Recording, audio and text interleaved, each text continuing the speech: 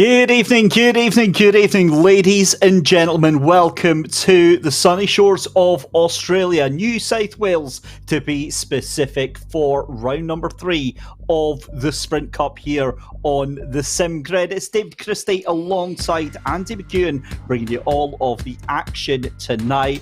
What a track we're at, Andy, tonight. So much to talk about in terms of the championship so far. 2 winners out of the 2 races. But boy, oh boy, does this track have some history. Yeah, doesn't it just? It might just be, and this is a bold claim, I know, but it might just be my favourite racetrack in the world. Certainly to drive in a GT car, I don't think there's anywhere more satisfying when you get it right, but it's very, very easy to get it all wrong, especially up across the top of the mountain, down through the dipper. It's unforgiving, it's fast, it's undulating, it generates really good racing as well with those 2 really long straights, lots of overtaking opportunities. And as you said, we're going to be halfway through the season. This race does mark the halfway point of the season, so, you know, championship points, they start to become more and more significant. You can't afford a mistake here tonight, and yet it's so easy to make one here. It certainly is. A very good evening to everyone that is on our YouTube channel this evening. Ian at Cosman, who is always giving me grief in the various GT real life race streams that we get to see. V is for Voodoo, watches from Australia. It's currently 4 a.m. in the morning. And to Christopher Jedman, who from the looks of it is actually up in Oban, just a couple hundred miles away from me here in Scotland. But we need to focus on the track tonight here at Bathurst Mount Panorama. Let's head over to Alex Goldschmidt for our track guide.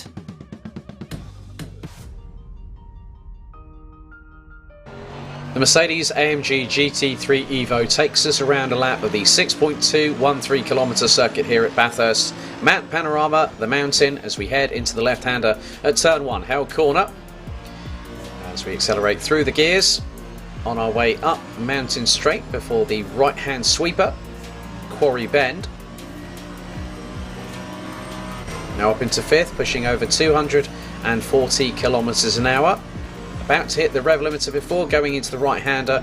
Down to 3rd gear, allow the car to run as close to the wall as you dare on the left-hand side before the run through to the cutting. Down from 4th gear through this braking zone, down to 2nd, scrubbing off a lot of speed. Tight towards the wall on the exit and on the entrance. Through into Griffin's Mount before the real fast-paced drama of Mount Panorama unfolds before our very eyes. Through Reed Park, now down the dip. Through into Solomon at 4th gear at 220 kilometres an hour. Now the run down towards McPhillamy. Again another 4th gear corner. Through into Skyline, down the dip, very much like Paddock Hill at Brands Hatch, and then you've got a successive amount of corners. Skyline, the S's, a rapid succession of 6 corners before you go through into towards the dipper, and then into the left-hander. 1st gear, 85 kph through Forest Elbow. Now punching the throttle towards the floor on this Mercedes as we head down the iconic Conrod Straight, which takes up nearly 2 kilometres of this 6.213 kilometre circuit, bouncing off the rev limiter, heading in towards the run towards the chase. Turns 20, 21 and 22, 281 kilometres an hour before scrubbing off the speed down to 2nd gear. That was over 170 kph taken off. One more corner remaining in the Mercedes. The left-hander turn 23. Murray's corner now negotiated, and it's the run towards the finish line here at Mount Panorama.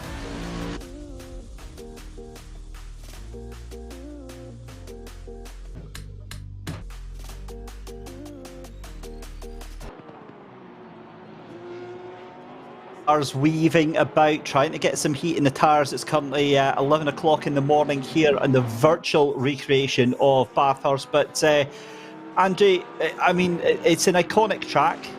We've seen many classic GT3 races over the past decade or so here. But when it comes to Sprint Cup and the drivers and teams we've got here tonight, this has all the hallmarks of being an absolute classic. I think it really does. Iconic is the word, though, and that word gets thrown around far too much for my liking. But Bathurst really is one of those circuits that I think that word applies to. And actually, a 90-minute race around this place it really is a sprint race, isn't it, compared to the sort of events that traditionally take place here. But yeah, as I said, we should have really good close competition. What I like about this circuit, particularly with regards to GT3 racing, is there's something for everyone. If you've got a car such as the Bentley here that we were seeing heading up the hill, you're going to really like sectors 1 and sectors 3 where it's all flat out. But if you've got one of those mid-engine sort of McLarens or Lamborghinis or Audis, then this sequence of corners up across the top of the mountain will play into your strengths as well. So whatever car you've got, you should be able to wrestle a good lap time out of it. It really does all come down to the drivers. It's such a wonderful flowing section of track here. You'll also notice, ladies and gentlemen, at the top right of your screen there is a rather fancy new QR code. That is a link to live timing. Hit it up on your mobile phone or other device and you will be taken straight off to the live timing for tonight's race. Cool little feature that. So just scan that little QR code and off you go. But let's talk a little bit about the season that we've had so far. We're coming up to the halfway point, Andy. This is obviously race 3 out of 6. We've still got the Nürburgring, we've got Zandvoort, and we've got Spa to round off the season as well. 2 winners out of the 2 races, but out of both of those winners, both of them are 6th and 7th in the championship. That is, of course, Random Past the Ball Racing in the Porsche number 992 and Grip Hacks Engineering in the Ferrari number 11. So they've got a lot of work to do despite their win apiece. We've seen that throughout the previous 3 seasons of Sprint Cup, haven't we? That it's very hard actually to put 2 good races back to back, and you tend to see the team that wins one week at the next round, they struggle to make it into the top 15 or 20. That certainly was the case for Gripax Engineering. They won at Misano and could only make it 31st after a couple of dramas at Kyle Army. And really, the team that are leading the championship, UKOG 47, are one of the few teams that have managed to stay consistent over those first 2 rounds. 5th at Misano, 4th at Kyle Army. So they haven't been writing any headlines, but they've been scoring well at each round. And if they can keep on finishing inside the top 5 or 6 in each of the 6 races this season, that should, based on current evidence at least, be enough to give them the championship. Yeah, it certainly could, and it's a very strange setup with the fact that our championship leader hasn't been on the podium yet, so hopefully that will change tonight for the UK OGs 47 outfit that are going to be taking part tonight. That is, of course, George Boothby and Niels van de Kekkel in the McLaren 720. Fastest in free practice timing just before they got going there. As you see, Yaroslav Shevrislov for Somewhere Pro in that 41 machine. And he is looking all sorts of loose in that Aston Martin. You see just how much it is twitching around under braking, but doing a cracking job there. I've also noticed there, Andy, the 889 race field team driver of Alexander Smolya, pole position for the F3 driver. Yeah, absolutely. Real world F3 experience then, although this, I'm fairly certain, is not a circuit that he's pedalled any sort of car around in real life. But he was actually on the pace, wasn't he, 2 weeks ago at Kyle Army, I seem to remember. And Smolya then just under a 1/10 of a second quicker than Shvertelov. It's an Aston Martin 1-2 right now, but early days in the session. One of the things to factor in, though, here, David, in this qualifying session, it is a long lap. Look at that, nearly 2 minutes for a flying lap. So you're not going to get quite as many goes at this as you would do at, for example, a Misano or Kyle Army. So early errors in this session could really be punishing. Yeah, it certainly could. Decent lap there for Harry Spears there in the number 285 Sidemax Motorworks machine. Goes into provisional pole. Here comes Unisalv Leinen out of the final corner then, and Unisalv Leinen takes pole position. Oh, and that's a car into the background. That looked like the 166. No, sorry, that was the 666 Porsche 911 Tauro Racing that went hard into the wall. That was Jason Absmeyer that was behind the wheel there. And again, that brings up back to the point that you just made there, Andy, the fact that he's going to have to go back to the pits now, get that car back out and do another 2.5 minute, 3 minute start-up lap. That's the trouble, because your out lap is going to take over 2 minutes, and then on your first flying lap you might not yet have the tyres into the ideal operating window. So yeah, it could take you the best part of 5 minutes before you can get back up to speed. Chris Sever there for Black Hawk Racing goes 8th quickest, just ahead of this man actually, Michael Tauscher in the Random Pasta Bowl number 992 Porsche then. This the car that won 2 weeks ago at Kyle Army, currently sits 6th in the championship, and we're hearing as well this car was fastest in practice ahead of the event. So the Porsche looking strong, only 9th right now, but I do expect this order to jumble up even further as we move now into the middle part of the session. Well, that's what we'll have to wait and see. Again, we see this so often during qualifying sessions that are 20 minutes long. They take the first 5-10 minutes to get their safety lap and their banker lap, and then they dial down the settings and really, really push it. Michael Teichard here, though, for random pass the ball down into the final corner, then boots that machine out. The Porsche roars into life. It's looking very, very good. It might be touch and go for pole position. Comes across the line.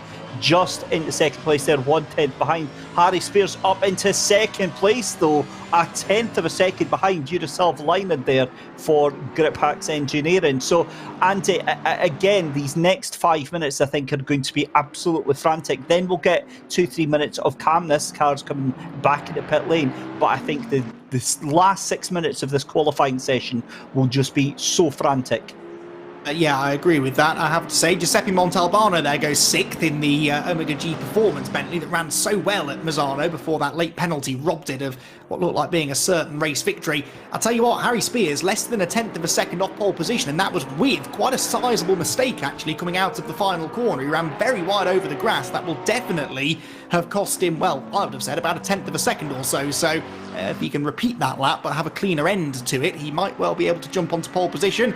Manos Gerardis there goes across the line, 14th quickest for him. It was 13th, but Leonardo Porco gets the virtual racing team Porsche up into the top 10 and drops him down one more position. There are, though, aren't there, David, a few teams, Carbon Simsport one of them, that haven't really yet shown us the pace we might expect of them.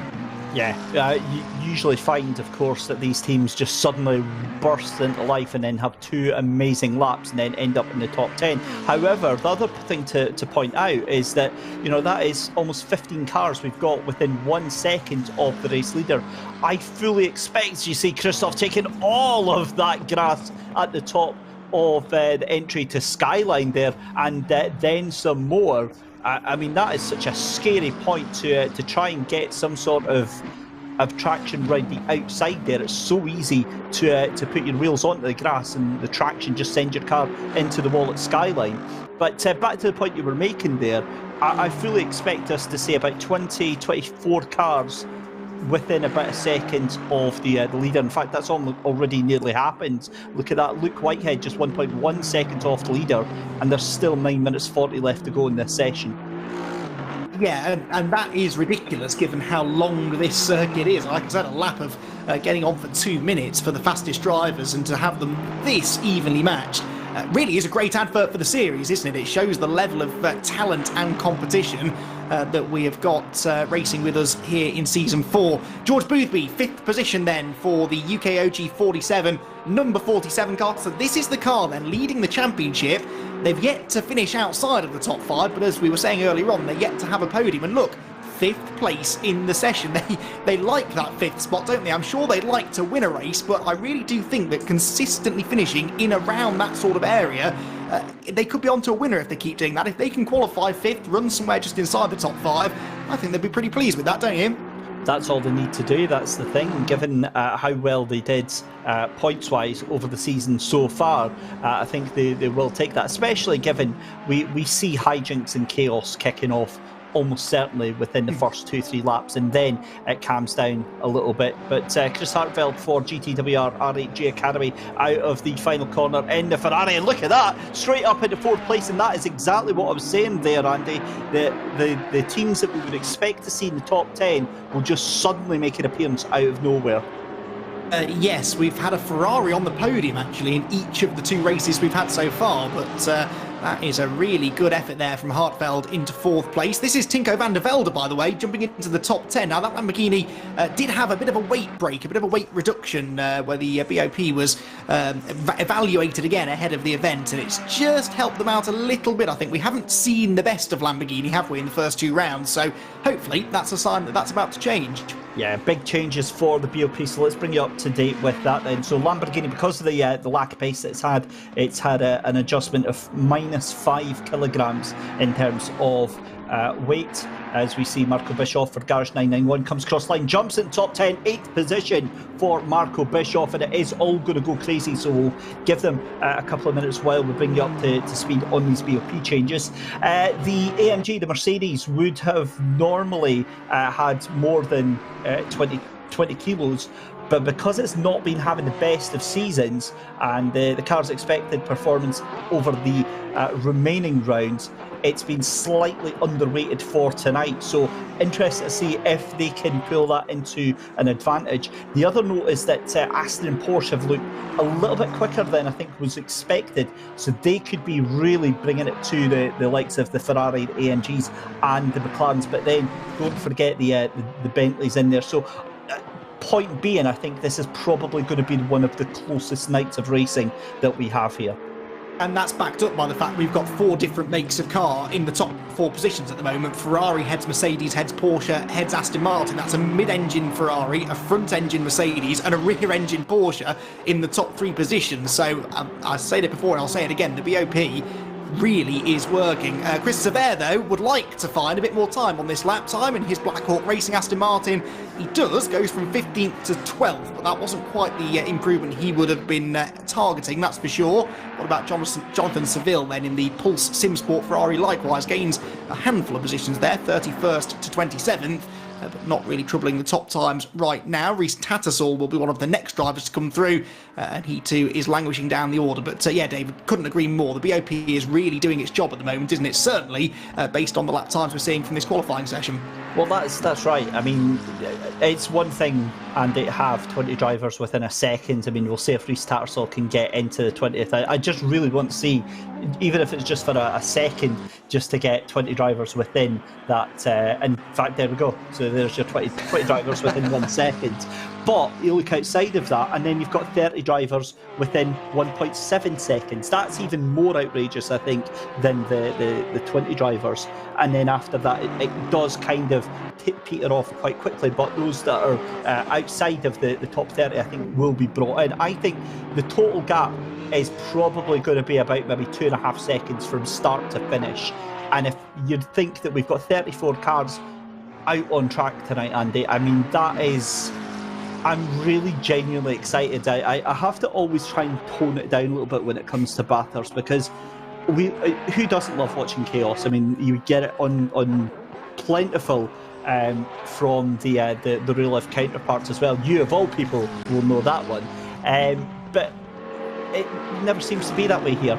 We get wonderful, clean, thrilling battles all the way through, and I can't not expect that to continue tonight. I mean, we've seen some questionable, certainly some questionable incidents, but thankfully those remain in the majority. And yeah, it's just awesome to see, you know, so many cars on track with each other and battering each other away.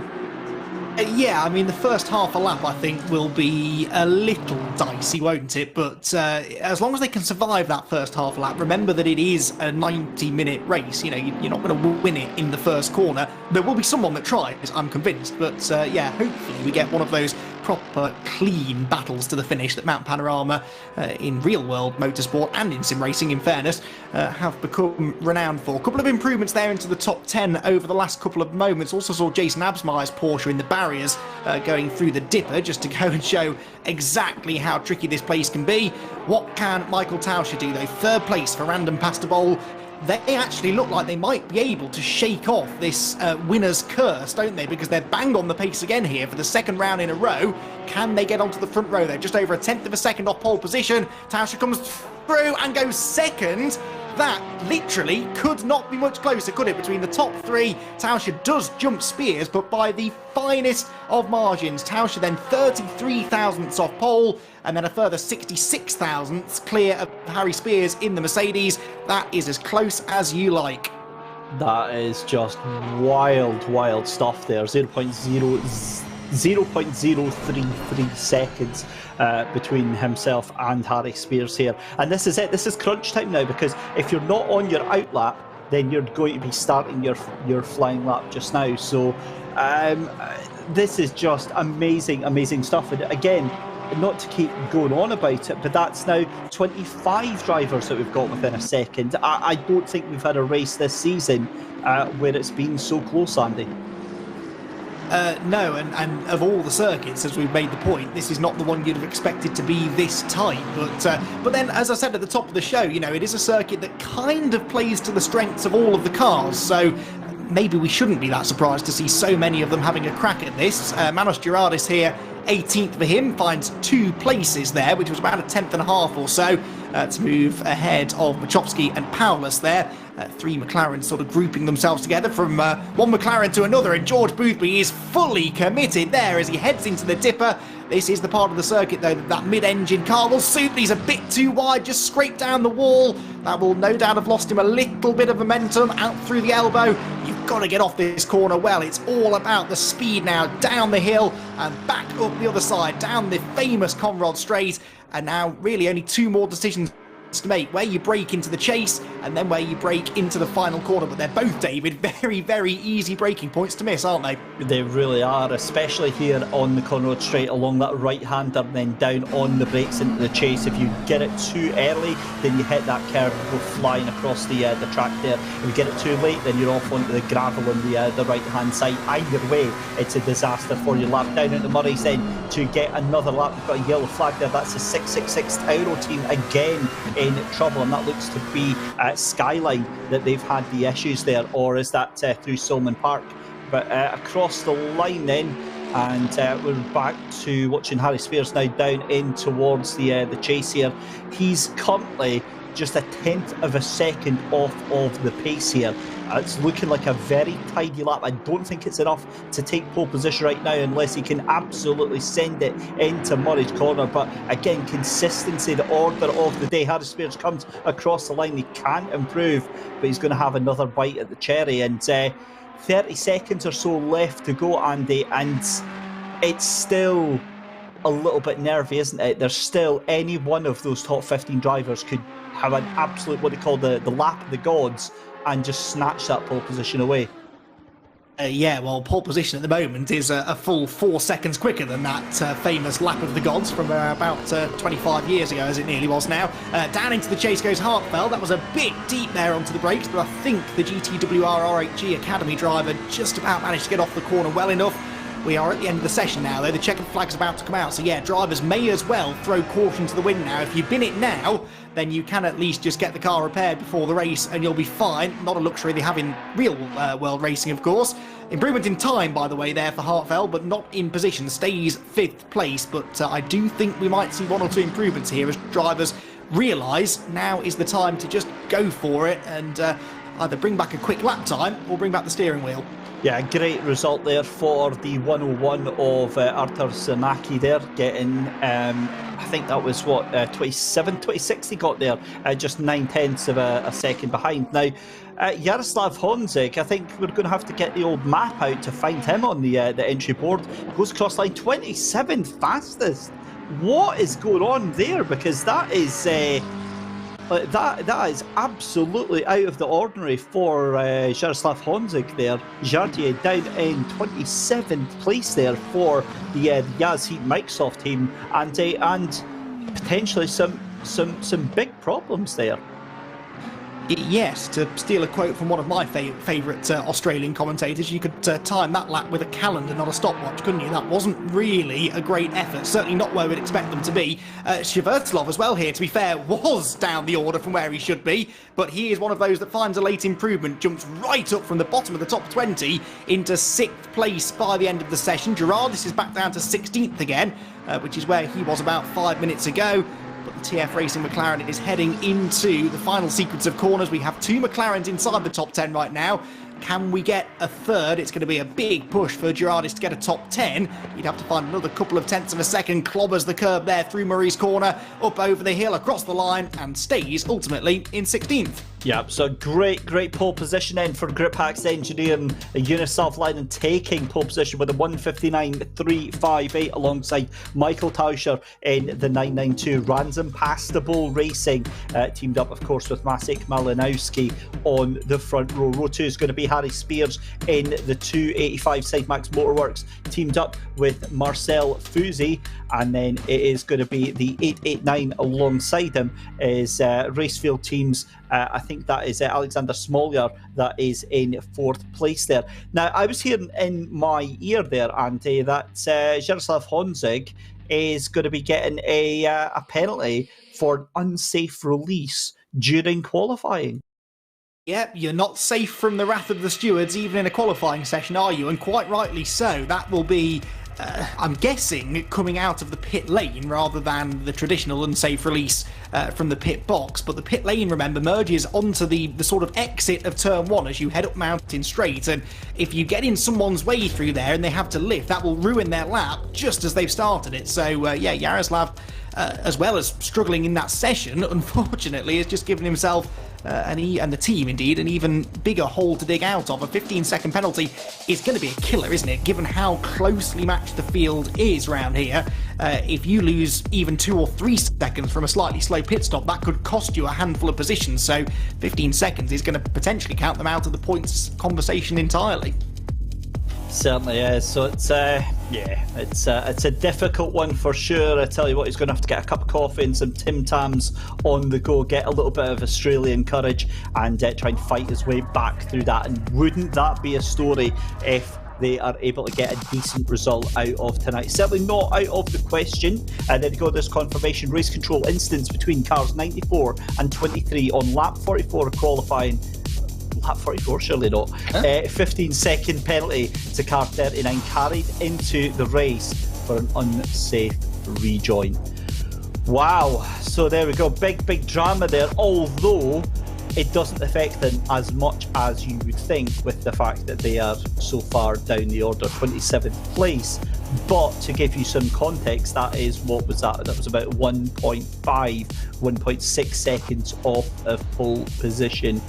I would settle for being twice that off the lead, to be honest with you, but such is the gap on qualifying. So Andy, looking forward to the race, of course, the 90-minute race with that mandatory pit stop as well. What do you think we've got in store? Because obviously the title now has to be on the forefront of all these drivers' minds. Well, absolutely, and we have got a number of the championship front runners that have managed to qualify quite well, actually, haven't they? The number 11 Grip Hacks Engineering car that won the season opener has managed to get itself onto pole position. Then you've got Malinovsky in the 992, winner last time, on the front row with him. So that's a pretty strong front row, isn't it? The 2 race winners so far this season are both up there at the front of the grid together. But of course, neither of those cars are leading the championship. It's the 47 car that leads the championship, and George Boothby will start that one, I believe, from 7th on the grid. So not too many surprises there as far as qualifying goes. But I'm actually quite happy about that, because it's putting all of the championship contenders together at the front of the grid with 90 minutes of racing ahead of them. So this could prove to be, I know all of the races are important, but this really could be an important one as far as that championship battle goes. This could be a really significant result for one of those big teams in the points. Sprint Cup Season 4, Round 3, grid in 3 minutes. Let's go then. Pole position for Unisalv Leinen alongside Masik Malinowski in the 992 Porsche. Row 2 is Harry Spears and Alexander Smoljar. Row 3 is going to be Chris Hartfeld alongside Big Bad Igor Ogorodnikov. Row 4 is George Boothby with Luke Whitehead alongside him. Row 5 is Giuseppe Montalbano with the number 15 of René Sever, keeping him company. Row 6 is going to be Dan King alongside the number 81 of Chris Sever, and then it is the 888 on row 7 of Killian Ryan Meenan with Marco Bischoff in the 991 Ferrari beside him. Lucas Kreuzer in the 96 Lamborghini in 15th on row 8 alongside Manos Gerardis in the 112 McLaren. Felix Rupert alongside Florian Becker on row 9, and then you've got Marist Tvorzidlo alongside the 125 of Krzysztof Maskowski in that. That'll be row 9. There we go. Let's try to remember it. Row 10 is going to be the 125 of Maskowski and Gardini. Then you've got Sescher and Melbourne in the 23 and the 70 beside each other as well. You've then got Andre Michel, Jack Noller, 24th and 25th. Rhys Tattersall starts in 26th place. Jaroslav Hontig in 27th. Still cannot believe all the way down there for Jaroslav Hontig with that time penalty as well. Artur Sanaki in the 101 Ferrari in 28th. 29th is going to be the Porsche of Florian Durkop. 30th place for Lasse Schwert in the 16 Porsche. It's then the Porsche 666 of Jason Absmeyer that we saw having real difficulty during qualifying. Rasmus Christiansen for the number 17 Pulse SimSport Ferrari in 32nd. 33rd is the BMW that we've not really seen so much this season, Space Pace and Beetle Sim Racing DA of Jan Batomski. And then at the back of the grid is the number 99 Team Point Racing of Alessio Milani. So there you go, that is your grids. Our championship contenders up at the front. So of course, the number 11 of Griphax Engineering currently down in, 7th place in the championship, and they line up alongside the 992, which is 6th place in the championship. So your two race winners from this season up at the front of the grid. 25 seconds till we start the green flag lap, Andy. Yeah, this is starting to get a little bit nervy now, isn't it? I'm genuinely really excited about this one, not only because we're at Mount Panorama, but as you said, the stage is set, isn't it? With all of the big hitters starting at the front of the field together, this is going to be a real battle royale between the very best of the Sprint Cup. The interloper, I guess, is that red and black Mercedes, isn't it? Number 285, the Sidemax Motorworks car. 19th in the points for that car, with a 19th and a 13th place finish so far on their scorecard. So that is the car, you can see it there, started by Harry Spears, that really does need to capitalise on this good grid position. So is Harry going to be the joker in the pack, if you like, here, that's going to sort of rough up some of the championship frontrunners in order to try and get their season on track? He's got far less to lose right now than a lot of the cars around him on the grid, so he could be the danger man here in the early stages. I'm going to put on my magical, telepathy hat here and try and see into the future. I'm going to say no. I'm going to say that, this could be a very, very crazy prediction, right? But I think Harry Spears, Chris Hartveld are going to come together in turn one. Let's put that in a sealed envelope and see what happens. If it doesn't happen, awesome. But that is, I think Hartfeld's going to miss his breaking point at the turn one and boop the back of Harry Spears. But look, that's the other thing as well that we have to talk about here, the potential for it to all go wrong as we get a fantastic viewpoint here going up the mountain straight here around the backside of the mountain here. Fantastic view of the cars making their way through, but the potential for chaos to unfold very quickly. And we've seen it in real life quite a few times where the track becomes blocked very, very quickly, and in previous sim races here where the sim grid is quite high. I mean, the first corner on this circuit is called Hell Corner. That sort of tells you everything you need to know about the dangers here of a 2x2 rolling start at Mount Panorama. And then if you survive Hell Corner, which on the map, I mean, look at it, it looks like nothing, doesn't it? It's just a simple 90-degree left-hander, but it's such a pinch point and it's such a short run from the start line until that first corner that everyone's still really bunched up and congested. But then if you survive it, you've got that huge run up the mountain straight. You start to relax because you're just going in a straight line, the speed's building, you're going through the gears into top gear. Oh, and then you've got to brake again in a really tricky, bumpy braking zone, and you've all got to funnel down through Griffin's Bend. And if you really want to get racy, you can then run side by side into the cutting, where I really wouldn't advise trying to stay side by side. So those first three corners on the lap, they're hard enough when you're out there on your own. When you've got 30 odd other cars all trying to occupy the same bit of real estate, that is when you end up with little bits of contact, and everyone's so close together that it's bound to involve a number of other cars as well. So yeah, I'm a little bit nervous for these start drivers at the moment, because I know there will be someone who is really frustrated with what happens over the first half a lap or so, but survive that and you're in the game, then you're in with a chance of getting some good points. Eager or good on the cuff. Anyway, big shout out to Daniel Metz on YouTube, who has politely called me out for using the wrong term for telepathy. Telepathy, obviously, is when you can read somebody else's mind, and not when you can read the future. So thanks for having me back, guys. That's awesome as always. Anyway, joking aside, it's fantastic to have you along, all 255 of you watching on the YouTubes. Hit that like button if you possibly could. That would be very, very much appreciated. And if you want to subscribe as well, you'll keep up to date with all of the amazing racing action that we have here on SimGrid. As a reminder, it is David Christie and Andy McEwan here for Season 4 of the Sprint Cup here from Bathurst, Mount Panorama. Live timing available via our fancy new QR code at the top right there. Scan that with your mobile phone or other device and you'll be taken to the Pitwall live timing app. Here we go then, the cars coming through the chase then to get this 90-minute race off to a flying start as best as they possibly can. The cars all line up 2 by 2 by 2 by 2. They come under that iconic Liquimolly Bridge for the first time tonight and then go into Murray's Corner, at which point Uniself Leinen is going to hit the light pedal and hope that he leaves Michael Tauscher well and truly behind. What is going to happen here?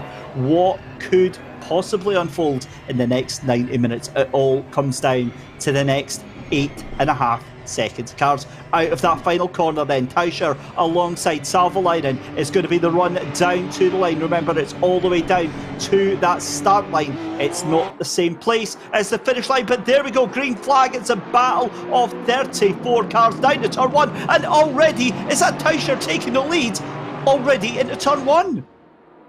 It is, and I tell you what, your prediction of turn 1 carnage hasn't quite come true either, has it? That was brilliant driving from everybody to get through Hell Corner, but what a start that was from Tauscher. Up the mountain straight they go, but now don't get too giddy now, because you've survived turn 1. You've got to make it through Griffin's Bend as well. Single file through the top 3 or 4. Behind it's 2 and 3 wide though. Let's hope they all get through. That looks like Hartwell getting eased wide over the curb. He's lost ground at the start, but again, touch wood, David, they're all through safely.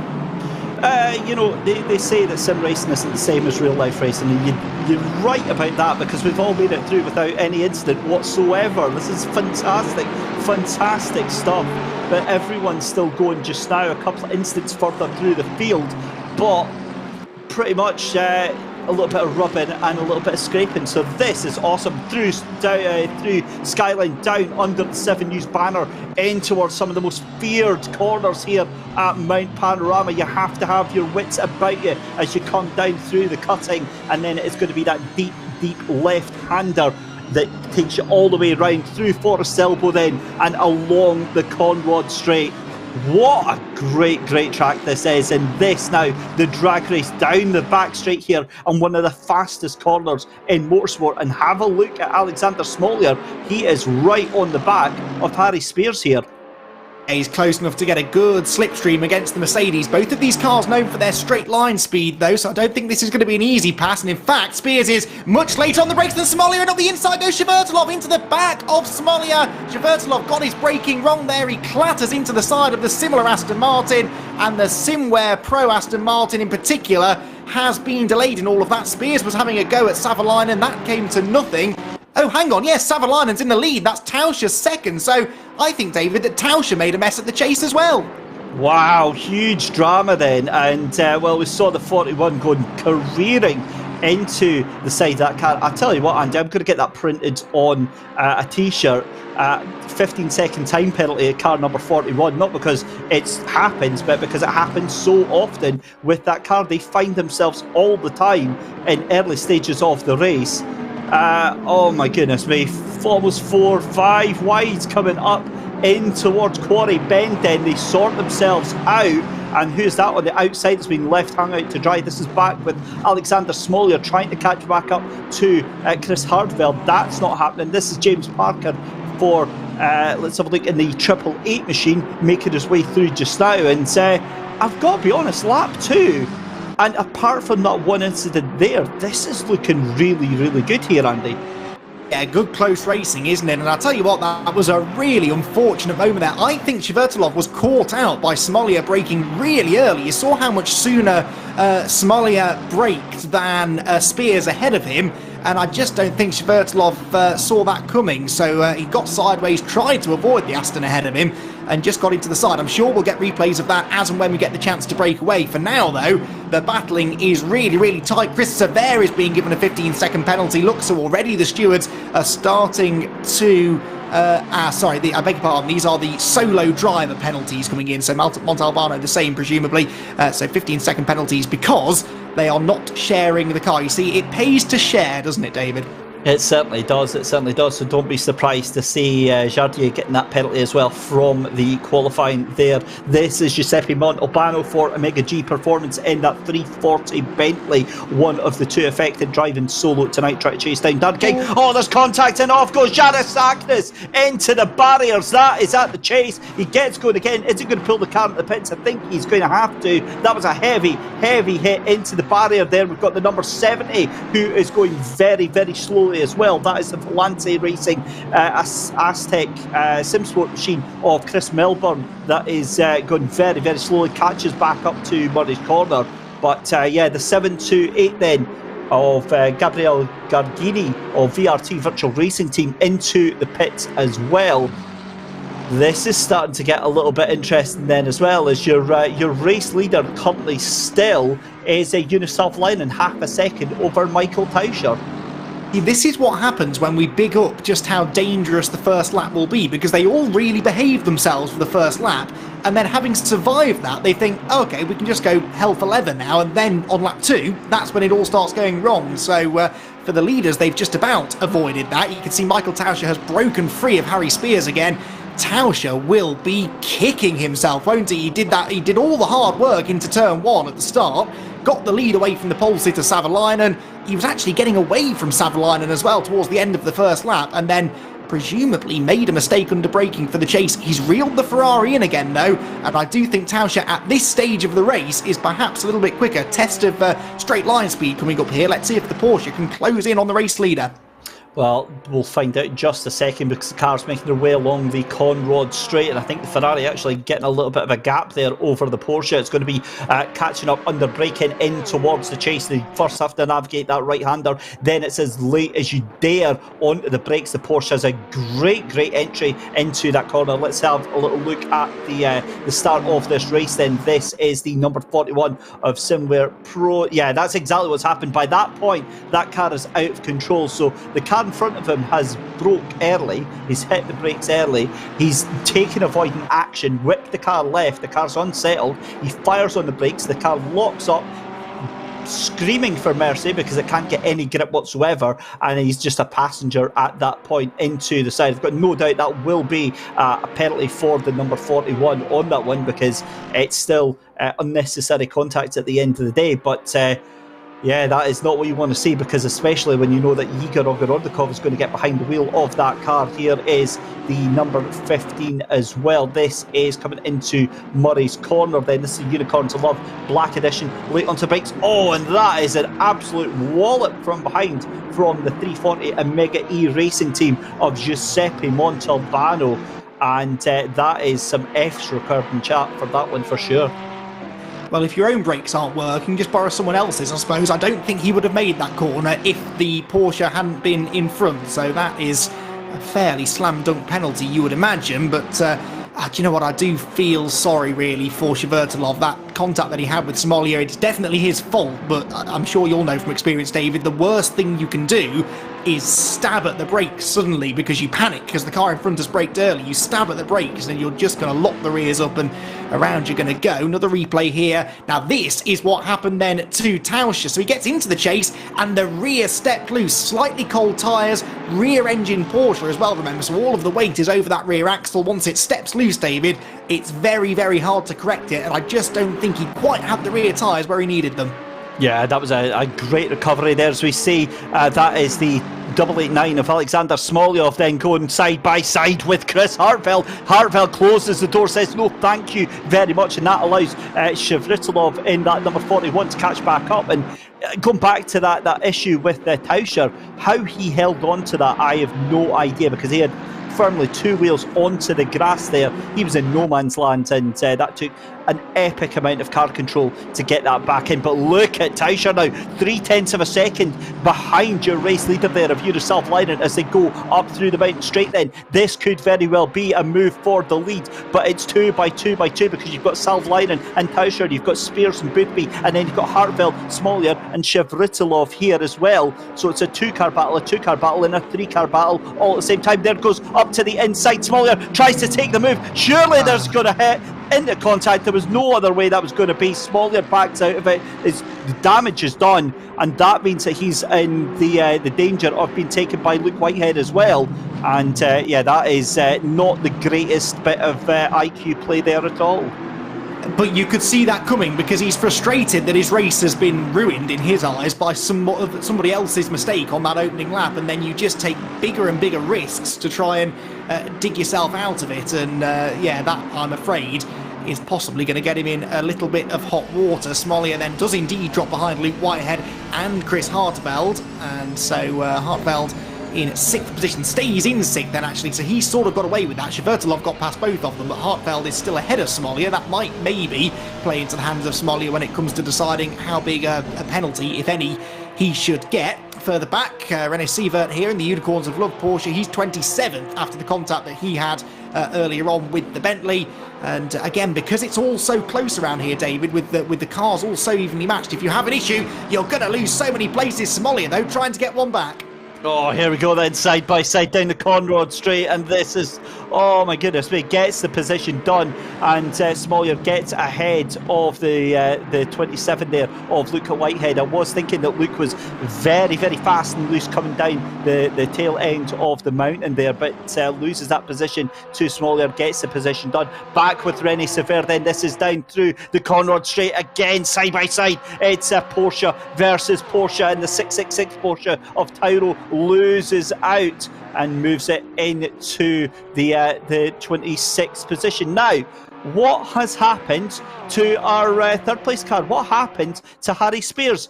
Harry Spears, Andy, has disconnected from the race. Oh no, and that was the car, remember, that I said really needed a good result today. They were running in 3rd place. They've yet to finish inside the top 10 all season long. Admittedly, only 2 races so far, but that is heartbreak, isn't it, for Harry Spears and the whole team, just when it looked like things were starting to come together for them, and they are out of the race. And doubly frustrating because these two, look, Savalan and Tauscher, are starting to engage in a battle for the lead. That would no doubt have brought Spears onto their tail and put the Mercedes well and truly in the battle for first position. That is the heartbreak of sim racing, because it's completely out of your control. It really is the sim racing equivalent of a mechanical failure, and both of them are really, really hard to swallow. There is nothing that the driver can do to avoid that, but unfortunately it puts them out of contention. Yeah, gutting to see that, but we keep on with the race then, and this is Maximilian Walmuth for XL Racing, trying to catch up to the back of Florian Becker in the 111 Porsche, as well as I think that is the Lamborghini just in front of him of the 96. That's Tinko van der Velde that's actually in front of him. So Florian Becker getting moved on up into 13th position there, but he's going to have to watch out as well because he's got Krzysztof Maskowski just behind him as well. But this is the battle for the lead. Michael Tauscher down into the chase, trying to hold on to the back of that Ferrari of Juri Salvalainen, putting him under all sorts of pressure. And this is where the Porsche's tyres really come into life after about 10-15 minutes of a stint. The tyres wake up and suddenly the Porsche just comes to life. You're seeing all of these Porsches starting to try and eke their way up through into the top 20. Florian Becker actually trying to make his way up into the top 10 as well. This is Darren King in the 38 machine, and that is just a gaggle of cars. I mean, that is pretty much nose to tail from what's that 5th place of Chris Hartveld all the way down to that looks like Marco Bischoff in the 991 at the back of that train. And to be so close, 15 minutes into a race, 15 minutes sounds like a very small amount of time, but given we're 6 laps in, Andy, it's a lifetime for these guys.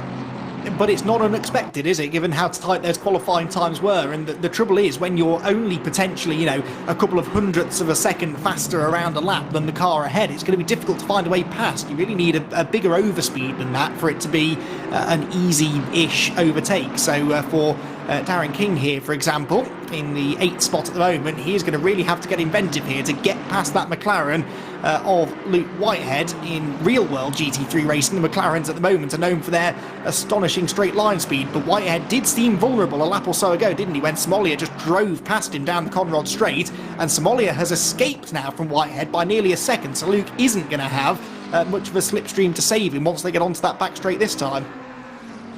So there we go. Spears is back into the server, so it's going to be a recovery drive for the 286 of Harry Spears. We'll see if he decides to take back. There he is, back into pit lane. Frustration, obviously, but delighted to see him back in. Let's see if he can get some well-deserved championship points, because who knows what can happen. Alessio Miliani having a very, very wide line down the back half of the circuit here, down through the tail end of the mountain here, down through the S's, down through the Dipper, then in towards Forest Elbow. Such an important corner to get, as you said, Andy. A good run out, because that affects your exit speed and that affects your entry into the Conrod Straight here. And both of these Bentleys punch a pretty big hole in the air, don't they? So I think for Melbourne, he should be able to use this slipstream now to get alongside Milani. But then can he get the move made? They're wheel to wheel through the right-hand part of the chase. You don't want to run side by side through there. And Alessio sensibly, I think, Melbourne, should they say, sensibly backs out of it, but then Milani makes it easy for him anyway by making the mistake and running out wide. So Melbourne will go through, but David, he has been given a drive-through penalty. Yep, certainly has. The 70 gets a drive-through penalty for avoidable contact, and that is for the earlier boop that you saw. Who was it in YouTube chat, actually? It was Alaracun Enslin saying the Porsche just got boated from the Boatley, and that is the punishment for boating another car, is a drive-through penalty. I love our technical terms that we have here on the SimGrid. Quality broadcasting, as always. Back to the action, though, and you're seeing that our first and second place cars, absolutely nothing to separate them right now. Unisalv line and holding on to the slenderest of lead from the 992 of Michael Teicher right now. This is Krzysztof Moskowski for Carbon Sim Sport, trying to catch up to the back of Florian Becker, and meanwhile he's got Maximilian Walmuth and Damien Pavlis behind him in the 71 and the 7 respectively, trying to fight it out. So they will likely drop back. That'll allow him a little bit of concentration to catch back up to the pink and white Porsche that's in front of him, of Florian Becker here. But again, with 15 minutes of the race gone, Andy, how much do you think championship points has to play on the mind of these drivers right now? Well, it's certainly going to be playing on the mind of Pavlis, isn't it? Because I've just realised that number 7 Carbon SimSport car is second in the points, 17th in the race at the moment. They were only 2 points behind the UK OG 47 McLaren, which is up there in third place in the hands of George Boodby. So if things aren't going very well, then all you're thinking about is championship, and you're thinking about all of those points that you're losing. If you're Savalainen or Tauscher, though, I think there's also a bit of championship thinking going on there too. I don't think Tauscher is going to take a big risk at this stage of the race to try and get the win away from Savalainen. There is a long way to go, still just under an hour and a quarter left in this race. So Tauscher, he's got back onto terms with Savalainen. Yes, he's disappointed to have lost the lead earlier on, but I do think that those drivers at the front of the field are maybe just minding their P's and Q's for now, just making sure they're still in the race when the points are handed out. For sure. Another penalty coming in thick and fast. The instant on lap 1 between cars 15 and 340. That is Unicorns Love Black Edition and the 340 of Amiga E Racing Team. Now, actually, I have to correct myself, because that was the Bentley incident that we remember seeing. Giuseppe Montalbano gets a drive-through penalty. So similar action there. And you see Chris Hardwell, slight little tag off the wall there. The back end slightly slowed down as it comes through the S's here. Andy, this is such a scary place for a driver when you're so close to a car in front, because really your normal braking points are absolutely irrelevant at this point. You have to go by the car in front of you, don't you? Yeah, absolutely. And if the car in front of you gets it wrong, then it's very easy to follow them. So we're riding on board with Somalia. If Harteveld there had cut a corner a little bit too much and clipped a wall, there was a good chance that Somalia would have done exactly the same thing. Thankfully that didn't happen though, and Somalia is now in the slipstream looking to try and attack the Ferrari down the hill through the chase. Is he going to have a go on the brakes? He's close enough to think about it, looks to the inside, but the Ferrari always has been decent on the brakes and heads through the chase, staying ahead. Further back, Montalbano here, drive through still to serve, remember. He's trying to work his way through into 8th place before he does it. If I were him, I'd come into the pit lane now, get out of this traffic by serving the drive-through, and then try and put in some good laps in cleaner air, but he doesn't do that. He stays on track for now in 9th position.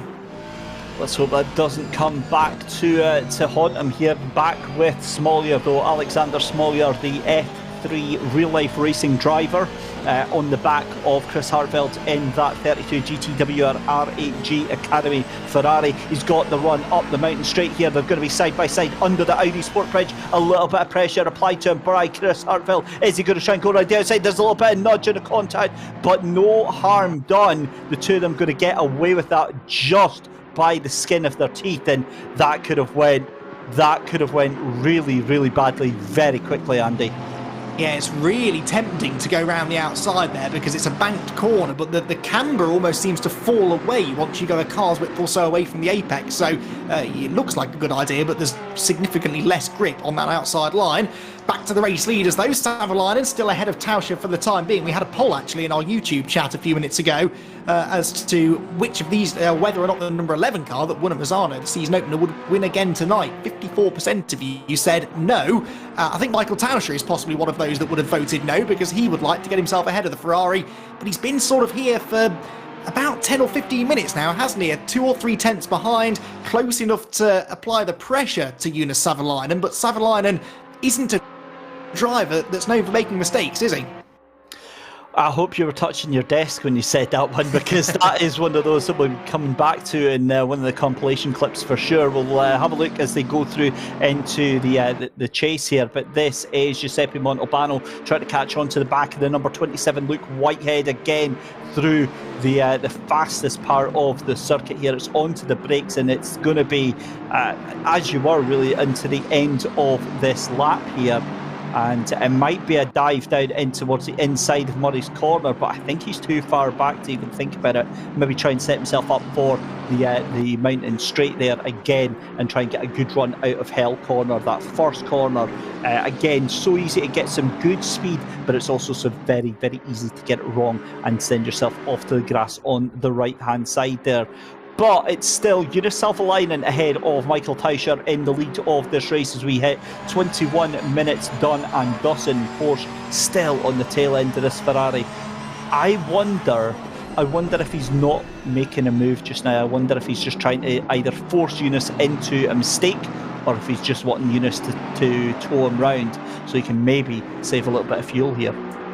All of the above. I think there's no point battling him because they're getting away from George Boothby. He's nearly 3 seconds behind. So right now they are lapping quickly enough that they are releasing themselves of some of the pressure behind. Having said that, if Savalainen were to make a mistake, then Tauscher would be only too happy to relieve him of first place. So yeah, I think I was almost thinking that he doesn't need to be that close to Savalainen, and he could drop back by half a second and they'd probably both go a bit quicker, but I think he is just trying to apply the pressure without actually going for a real lunge. But that, I'm sure, will change if he hasn't found a way through inside the next 60 minutes or so.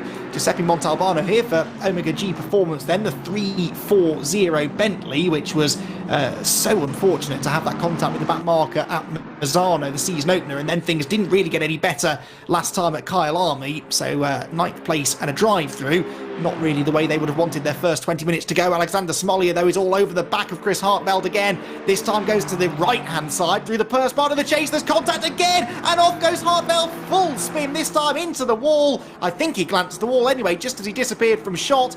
And that is the second time, isn't it, that these two have made contact in the space of the last 10 minutes. Right, I'll be honest with you there, Andy. My stomach absolutely bottomed out there. That was horrific. I never ever want to see that happen, because that's exactly what happens when you go too wide through the chase there. There's always the risk of having that contact and that heart-stopping moment where the car goes speeding off. And I've got to be honest there, I absolutely detest that rejoin from Hartveld. That was completely out of order there, trying too hard to get back onto the track and almost speared Dan King off into the sunset, into the nether realm there. So yeah, really not impressed with that one whatsoever. Guys, it's 23 minutes into a 90-minute race. It just calm down. There's no need for that. I mean, you've got Jonas Savalainen here and Michael Tauscher, right? They've been at each other's throats for the past 20 minutes or so, but you don't see them making any daft moves by that I actually just realised as well, up until that last lap there, George Boothby and Shevritilov in the 47 and the 41, they were actually catching up by about 2-3 tenths of a second per lap, Unisalvlainen and Tauscher there. I think that's firmly went the other way, as George Boothby had a bit of a mistake on that previous lap there. But be interesting to see if that pace is gone, or if the two of them can work together to try and catch that leading pair. Tell you what, David, Shvertlov is only, about 3.6 seconds, let's say, off the race lead. I'm pretty sure he lost more than 3.6 seconds when he went off on lap 1. So if he could clear Boothby, which I think he's about to try and do, I think he's got the pace to catch those top two. To your point just now, they were lapping quicker before they started battling. Up the inside he goes, the Aston Martin late on the brakes, and Boothby sensibly there didn't try and close the door. He could see that Shvertlov was a man on a mission. He gets through, and now let's take a note of that gap then. It's about 3.3 seconds now. Let's see whether or not Boothby's going to be able to close in at all on the top two. Savalainen still leads the way then from Tauscher in second, 4.2 seconds after the overtake. So 4.2, the starting point for Shvertlov. Boothby fourth, Somalia fifth, but not making friends, with Darren King sixth, Chris Hartfeld seventh after his latest rotation, and with Luke Whitehead right behind him now. That's a lot of pressure for Chris Hardfeld to take in that number 32 GTWR R8G Academy car. If you have just joined us, ladies and gentlemen, a very warm welcome. This is Sprint Cup Season 4 from the SimGrid, Round 3 from Bathurst Mount Panorama, with David Christie and Andy McEwan taking you through all of the action here. And as you can see at the top right, check that QR code out, fire your mobile phone onto it, and you can check out the live timing from the race as well, or head over to pitwall.live.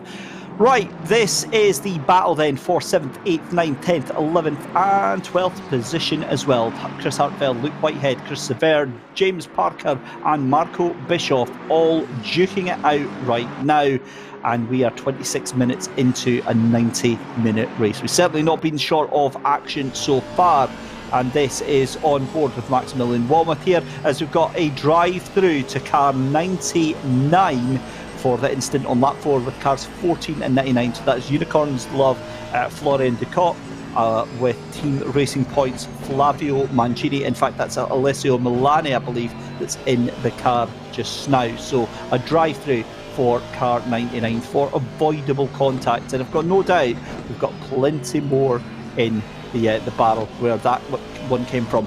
Now, you were saying, Andy, about Yaroslav Shevritilov and the pace that he's got. That gap's went up even more to 4.8 seconds, well, about 4.5 now, but he's already cleared the second over George Boothby there. Yeah, that's odd, isn't it? Because, like you say, he's clearly quicker than Boothby, and even Boothby was catching the leaders a lap ago, or a couple of laps ago. So, Shvertlov there comes down by another tenth or so there. Maybe he made a mistake somewhere in the middle sector on that lap, and he's perhaps pushing a bit too hard. We'll see. The other thing that's happened is that Jonas Savalainen has an enormous 0.6 of a second lead, which I think is about the biggest lead that he's had all race long. So Tauscher, again, either made a mistake or has just dropped back for one reason or another.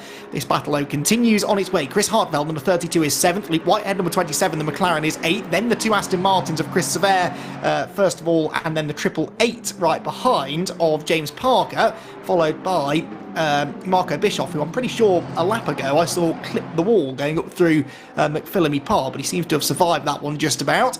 Jonathan Seville here in the Pulse SimSport Ferrari's got BMW in front of him, the only BMW on the grid, I think, isn't it? Jan Bitomski, yeah, that is the only BMW racing with us here tonight, but the number 69 car running in 27th place right now. Good to have BMWs on the grid. It would be nice to have a few more, though, wouldn't it? It certainly would. A very early pit stop for Sheldon Muscat. Again, every time we mention him, he seems to be having a horrific night. That has not changed at all. He's had an instant. Oh, Jan Bitomski gets hit sideways from Seville in the Ferrari. That was a little bit naughty from the number 17 there. In fact, sorry, excuse me, I was so distracted. That was actually the 99 of Alessio Milani. Now, that car has already got a drive-through penalty for avoidable contact. They have to be careful because that could well be... Oh, and that was a car flying into the barriers there. I've got a feeling that might have been the same car we saw getting hit there. Indeed it is. That's the 340, I think it was, the Omega E-Racing team there, bringing out a slight yellow flag. But my goodness me, Chris Hartfeld is... Yeah, this has not been a good night, has it? Yeah, that's Luke Whitehead in the wall, I'm afraid. He made a move on Hartfeld, but outbraked himself, got on the grass and then lost the rear, spun back across the road and was very lucky not to get collected by anybody else. So Luke Whitehead will be frustrated with that. He made the move, but just couldn't quite get the McLaren stopped in time for the chase. And now he'll have damage, he'll have dirt on his tyres. His tyres will have overheated a little bit, you would imagine. So Whitehead comes across the line this time in 15th place, just ahead then of the number 7 car there of Damien Paulus, who, remember, that number 7 car, second in the points coming into this race. But back to the incident we had up here at Griffin's Bend a lap ago, I have to say I would put a little bit more of the blame for that one on Jan Bitomski in the BMW. I'd like to see that again, but it looked as though he turned into Milani in the Bentley. More contact, I think, there as they went through Griffin's Bend. That was Vanko Dimitrov, I think, on the receiving end of a biff, and he ends up losing a couple more places. He was already offline and losing ground, but then one of those cars, possibly the Aston Martin of Mikel, got into the side of him as well. Was that Jaroslav Honzik that just went right up the outside of him like he wasn't even standing there at all? That was optimistic, to say the least, from Jaroslav. But again, what a recovery drive from Jaroslav. It started off in P27, already up into 18th position, and we've not even done the pit stops yet. So cracking recovery drive here. This is Maximilian Walmuth trying to catch up with the 125 FFS Sprint Mammals outfit. The Carbon Sim Sport outfit of Krzysztof Miskowski in the McLaren just in front of him. But, I mean, you have to say for Luke Whitehead, it's just... now, hang on a minute. Andy, why has Yaroslav Shevritilov got a 10-second penalty to his name there? I don't know. I'd like to know. Is that track limits, maybe? You'd have to be really trying. It's a penalty for avoidable contact with the 889. So that's Racefield Team's Alexander Smolyer. And that would have possibly been more. That was, of course, on lap 1 when he went hurtling into the side of that car. I've got to be honest, that's a get-out-of-jail-free card for the number 41. I think the stewards have been lenient on him there because he was caught out by the early braking of Alexander Smolyer. It is still Shvertilov's responsibility to avoid him, but that job was made harder by the fact Smolyer braked a little bit earlier. I reckon, I don't know, I'm not one of the stewards, but I do suspect that might have been what it was. Now, this is the bit of contact that I spotted a moment or two ago. The 23 Mercedes gets on the dirty side of the road and then bang, another bit of contact from the Aston Martin, which puts him in the wall. So damage to the right from the Aston Martin, damage to the left from the concrete barrier.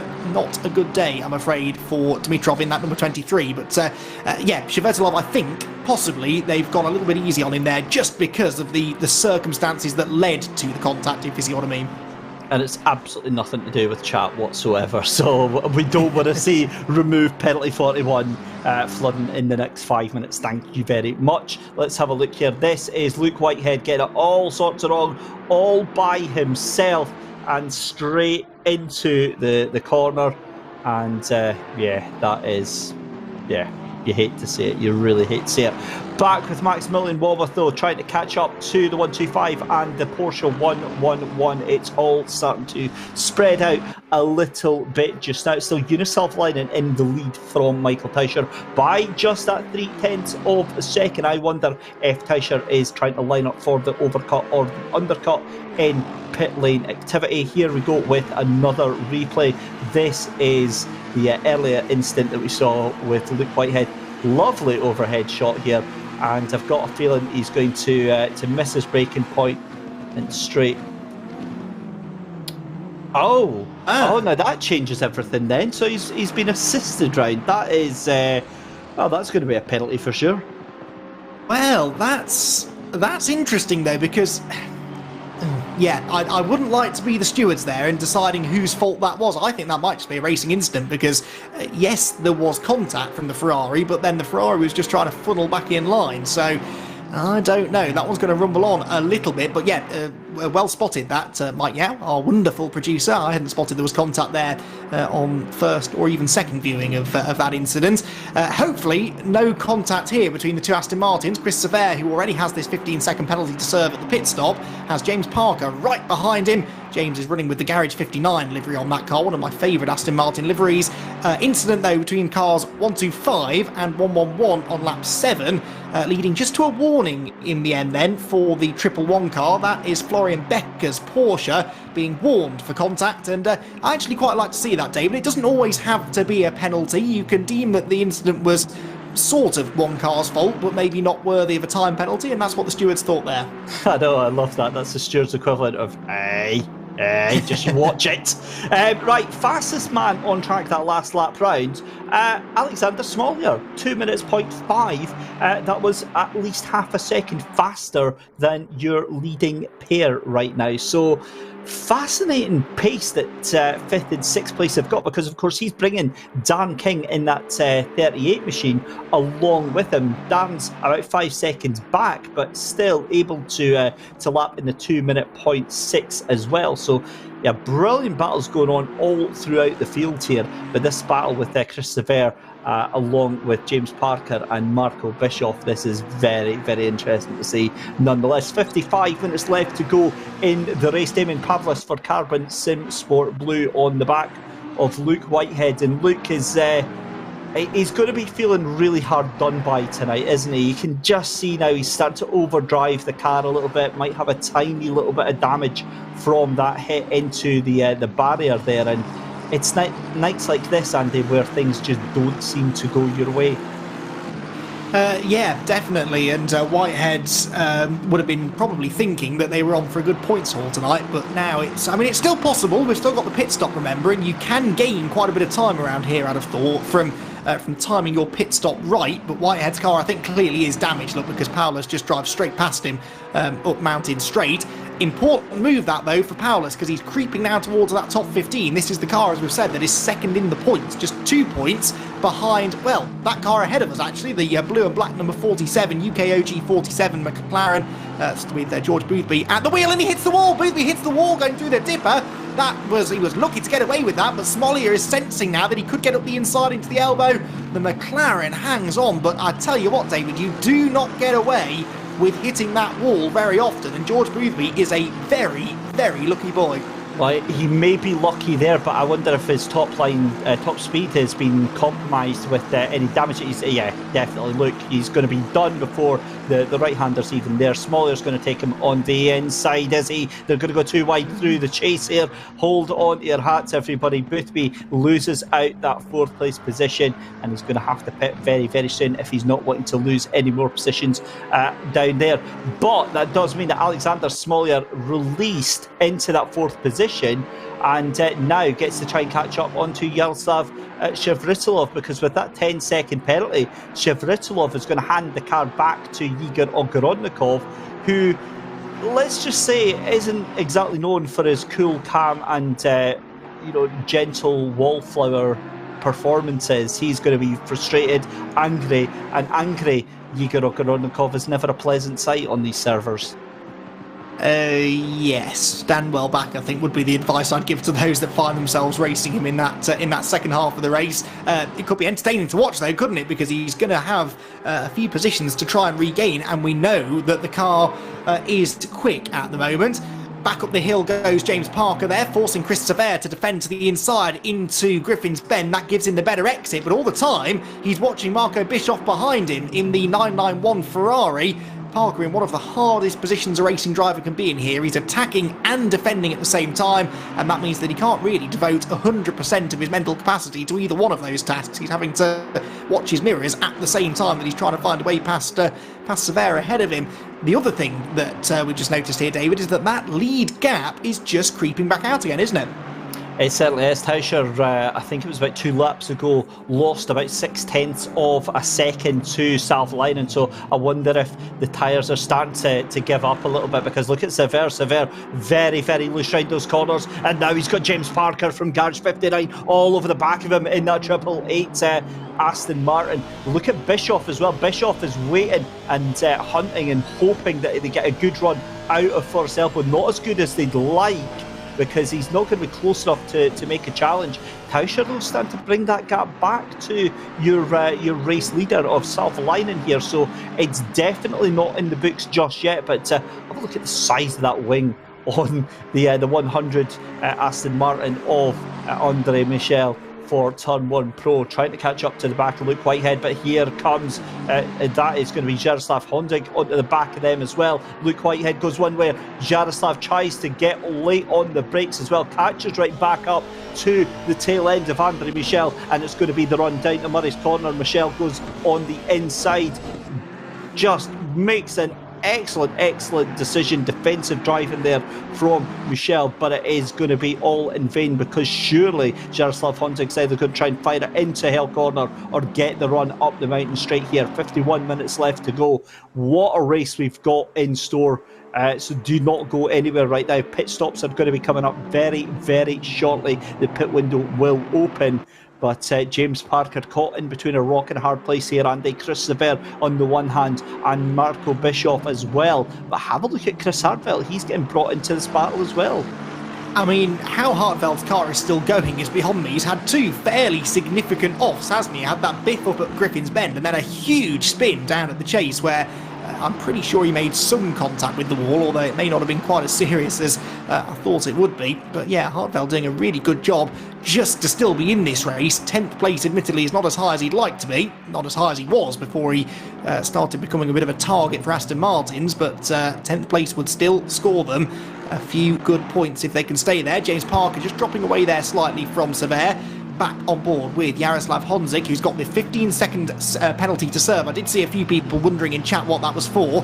It is for an unsafe release during qualifying, so it was actually a pre-race penalty that he has to serve at his pit stop. He comes down into the elbow then, closing in on Michel, and Aston Martin is going to be strong down this Conrad Straight, so I don't think Honzik's going to be able to challenge just yet. Yeah, pit window is open now, 50 minutes left to go in the race, so it's a 10-minute pit window, and we'll have to see who blinks first just now as the cars make their way in towards Hell Corner just now. And in fact, the leaders just making their way down in towards Murray's Corner just now. So an interesting race that we've had for the past 40 minutes, I would say, just now. But again, it's strategy, isn't it? It's all about who decides to roll the dice and in which order they decide to roll it. Yeah, and we've seen already a couple of them diving in, aren't we? Chris Hartfeld is in, probably because that car has some damage to be repaired, and Matthias Tauscher is in from 2nd place. Now that I didn't expect. I thought he'd pit, Michael Tauscher, excuse me. I thought he would pit before Savalainen, but I didn't expect him to come in right at the start of the pit window. Clearly then, his strategy was to try and pass the Ferrari in the pit lane rather than on the road, and I think that's why he was content just to stay within a second or so of the race leader up until this point. Wow, look at the pace of 3rd place Alexander Smollier right now, 2 minutes flat 0.6, still faster than anybody else on the track right now, and he is already catching up to Shevritilov in 2nd place. So this is going to be a very, very easy move if he can get it down in towards Forest Elbow. He's going to take that 2nd place, and the pace of this car right now is absolutely sensational. I wonder if Shevritilov has got a little bit of damage from that early contact that he had as well. So not only does he have a 10-second penalty, but he might be nursing that car through the first half of this race here. Alexander Smollier though into the toe of that fellow Aston Martin down through the chase here into the braking area, the left-hander. And again, just look, Andy, how much more speed he's able to take in to that second to last corner as Shevritilov in towards the pits. Yes, and there was a car just ahead that was pitting as well. Was that Savalainen? I think he's staying out for another lap, so that means that Savalainen will hold on to the lead. Smollier goes 2nd, but yeah, Shevritilov into the pit lane then. Krzysztof Moskowski here in 8th place for the time being. He's benefited from others pitting early. I suppose if you don't pit within the first couple of laps of the pit window, you may as well stay out right to the end now. He makes a mistake though, going out of the final corner. There is a Porsche behind him, but that Porsche is, it's Florian Becker, isn't it? On the same lap as him then. So this is for position then for 8th place as it stands. McLaren holds on going into the first corner, but that rear engine Porsche should have good traction off Hell Corner, and a good run up Mountain Straight might lead to an attack into the braking zone at Griffin's Bend. So always a fascinating part of the race this, isn't it, David, as we see these split strategies, some choosing to pit early, some choosing to pit late, and I will be fascinated to see whether or not this early pit stop for the 992 is going to pay off. You can see now that Malinowski has jumped into that 992 car, 17th place for him at the moment. The green box next to the car number means that that car has made its one mandatory pit stop for the race, and Malinowski, the highest placed car that's done that so far. Yeah, for sure. I'll be honest, I'm very, very intrigued because we're seeing the gap between Savlainen and Smolyar for first and second place, and that is at the moment 6.2 seconds. I'm going to tell you right now, that is starting to come down massively. Smolyar taking about 0.7 of a second off of Savlainen on that last lap. This is going to be coming down through the Conrod Straight just now. I'm watching them on the mini-map just now. And if Smolyar can keep this pace up and force Savlainen to blink first, then he could very well do the undercut through pit lane. And it's going to be fascinating to see how this one develops. But Savlainen keeps himself out of harm's way just now. But Smolyar looking so fast, and I think Smolyar comes across the line again and does just 1/10 of a second faster. So Savlainen has basically got his act together. He knows that he needs to get going here, but I wonder if now he's starting to run a little bit lower on fuel, because that's about 0.5 a second faster of a lap than he's done in the past sort of 5-10 laps there. Yeah, you would expect that, I guess, because the fuel load is coming down, but the tyres haven't really. These tyres are capable of going at least an hour, really, without losing a huge amount of performance. So they should be when the cars are at their quickest, really, or that they have been so far. Marco Bischoff, I'll try that again. 4th place for the Ferrari driver. We've got Darren King in the number 38 Aston Martin, another one of the cars that's been running strongly in this race, and we'll see where he drops out. But Chris Sever here, 3rd place with Bischoff right behind him, and they've both got that BMW ahead of them, which has had its problems in this race, hasn't it, so far? And the BMW, I believe, is still yet to pit Jan Bitomski, but we know that car's probably carrying damage, and he's not exactly jumping out of the way here, is he? Yeah, this is a little bit awkward because, he's not exactly making his way out of the racing line, and to be honest, he is definitely holding up Sever. There's no two ways about it. He's bringing Bischoff back into this, and I don't like seeing this. It's not as bad as it looks in terms of the pace that they've got, because Sever, it looks to be on pace right now, but they need to get past on the straight. That he needs to move out the way and needs to let these cars behind go, because he's not in the race.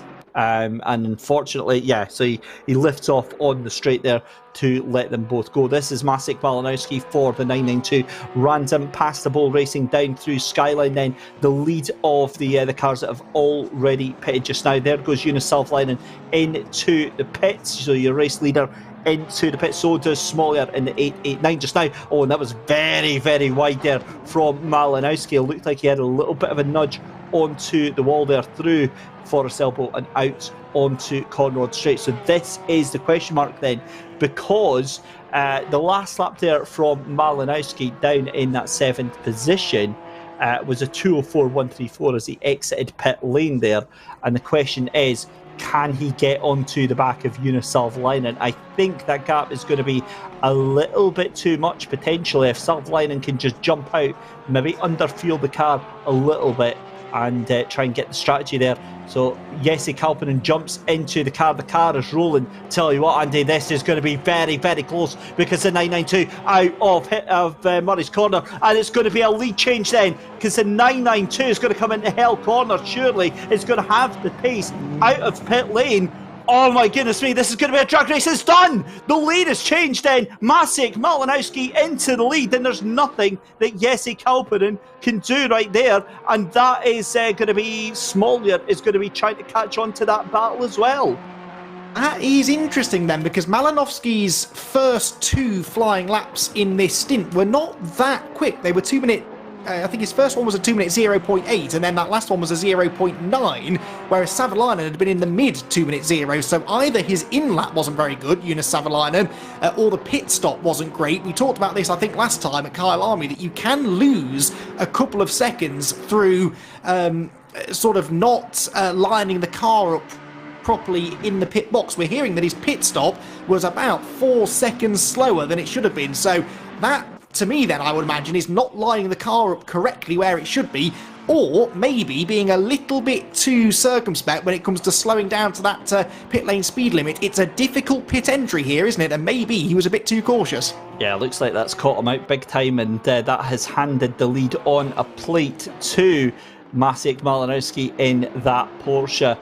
Florian Becker has the lead temporarily because, of course, he is yet to pit, but will very quickly cycle his way down through the order. I've just noticed into 10th position is Igor Ogorodnikov in the 41 Simware Pro, and I've got to be honest, I think with our production team being as awesome as it is, we need to get the Undertaker's theme music queued up whenever he jumps into the car, because you just get that sense of dread of what is going to happen, because you never know which Igor Ogorodnikov you're going to get. You're either going to get one of the most sensational and inspired recovery drives from the 41 driver, or you're going to have hell in a cell and just knocking lumps out of anyone that gets in his way.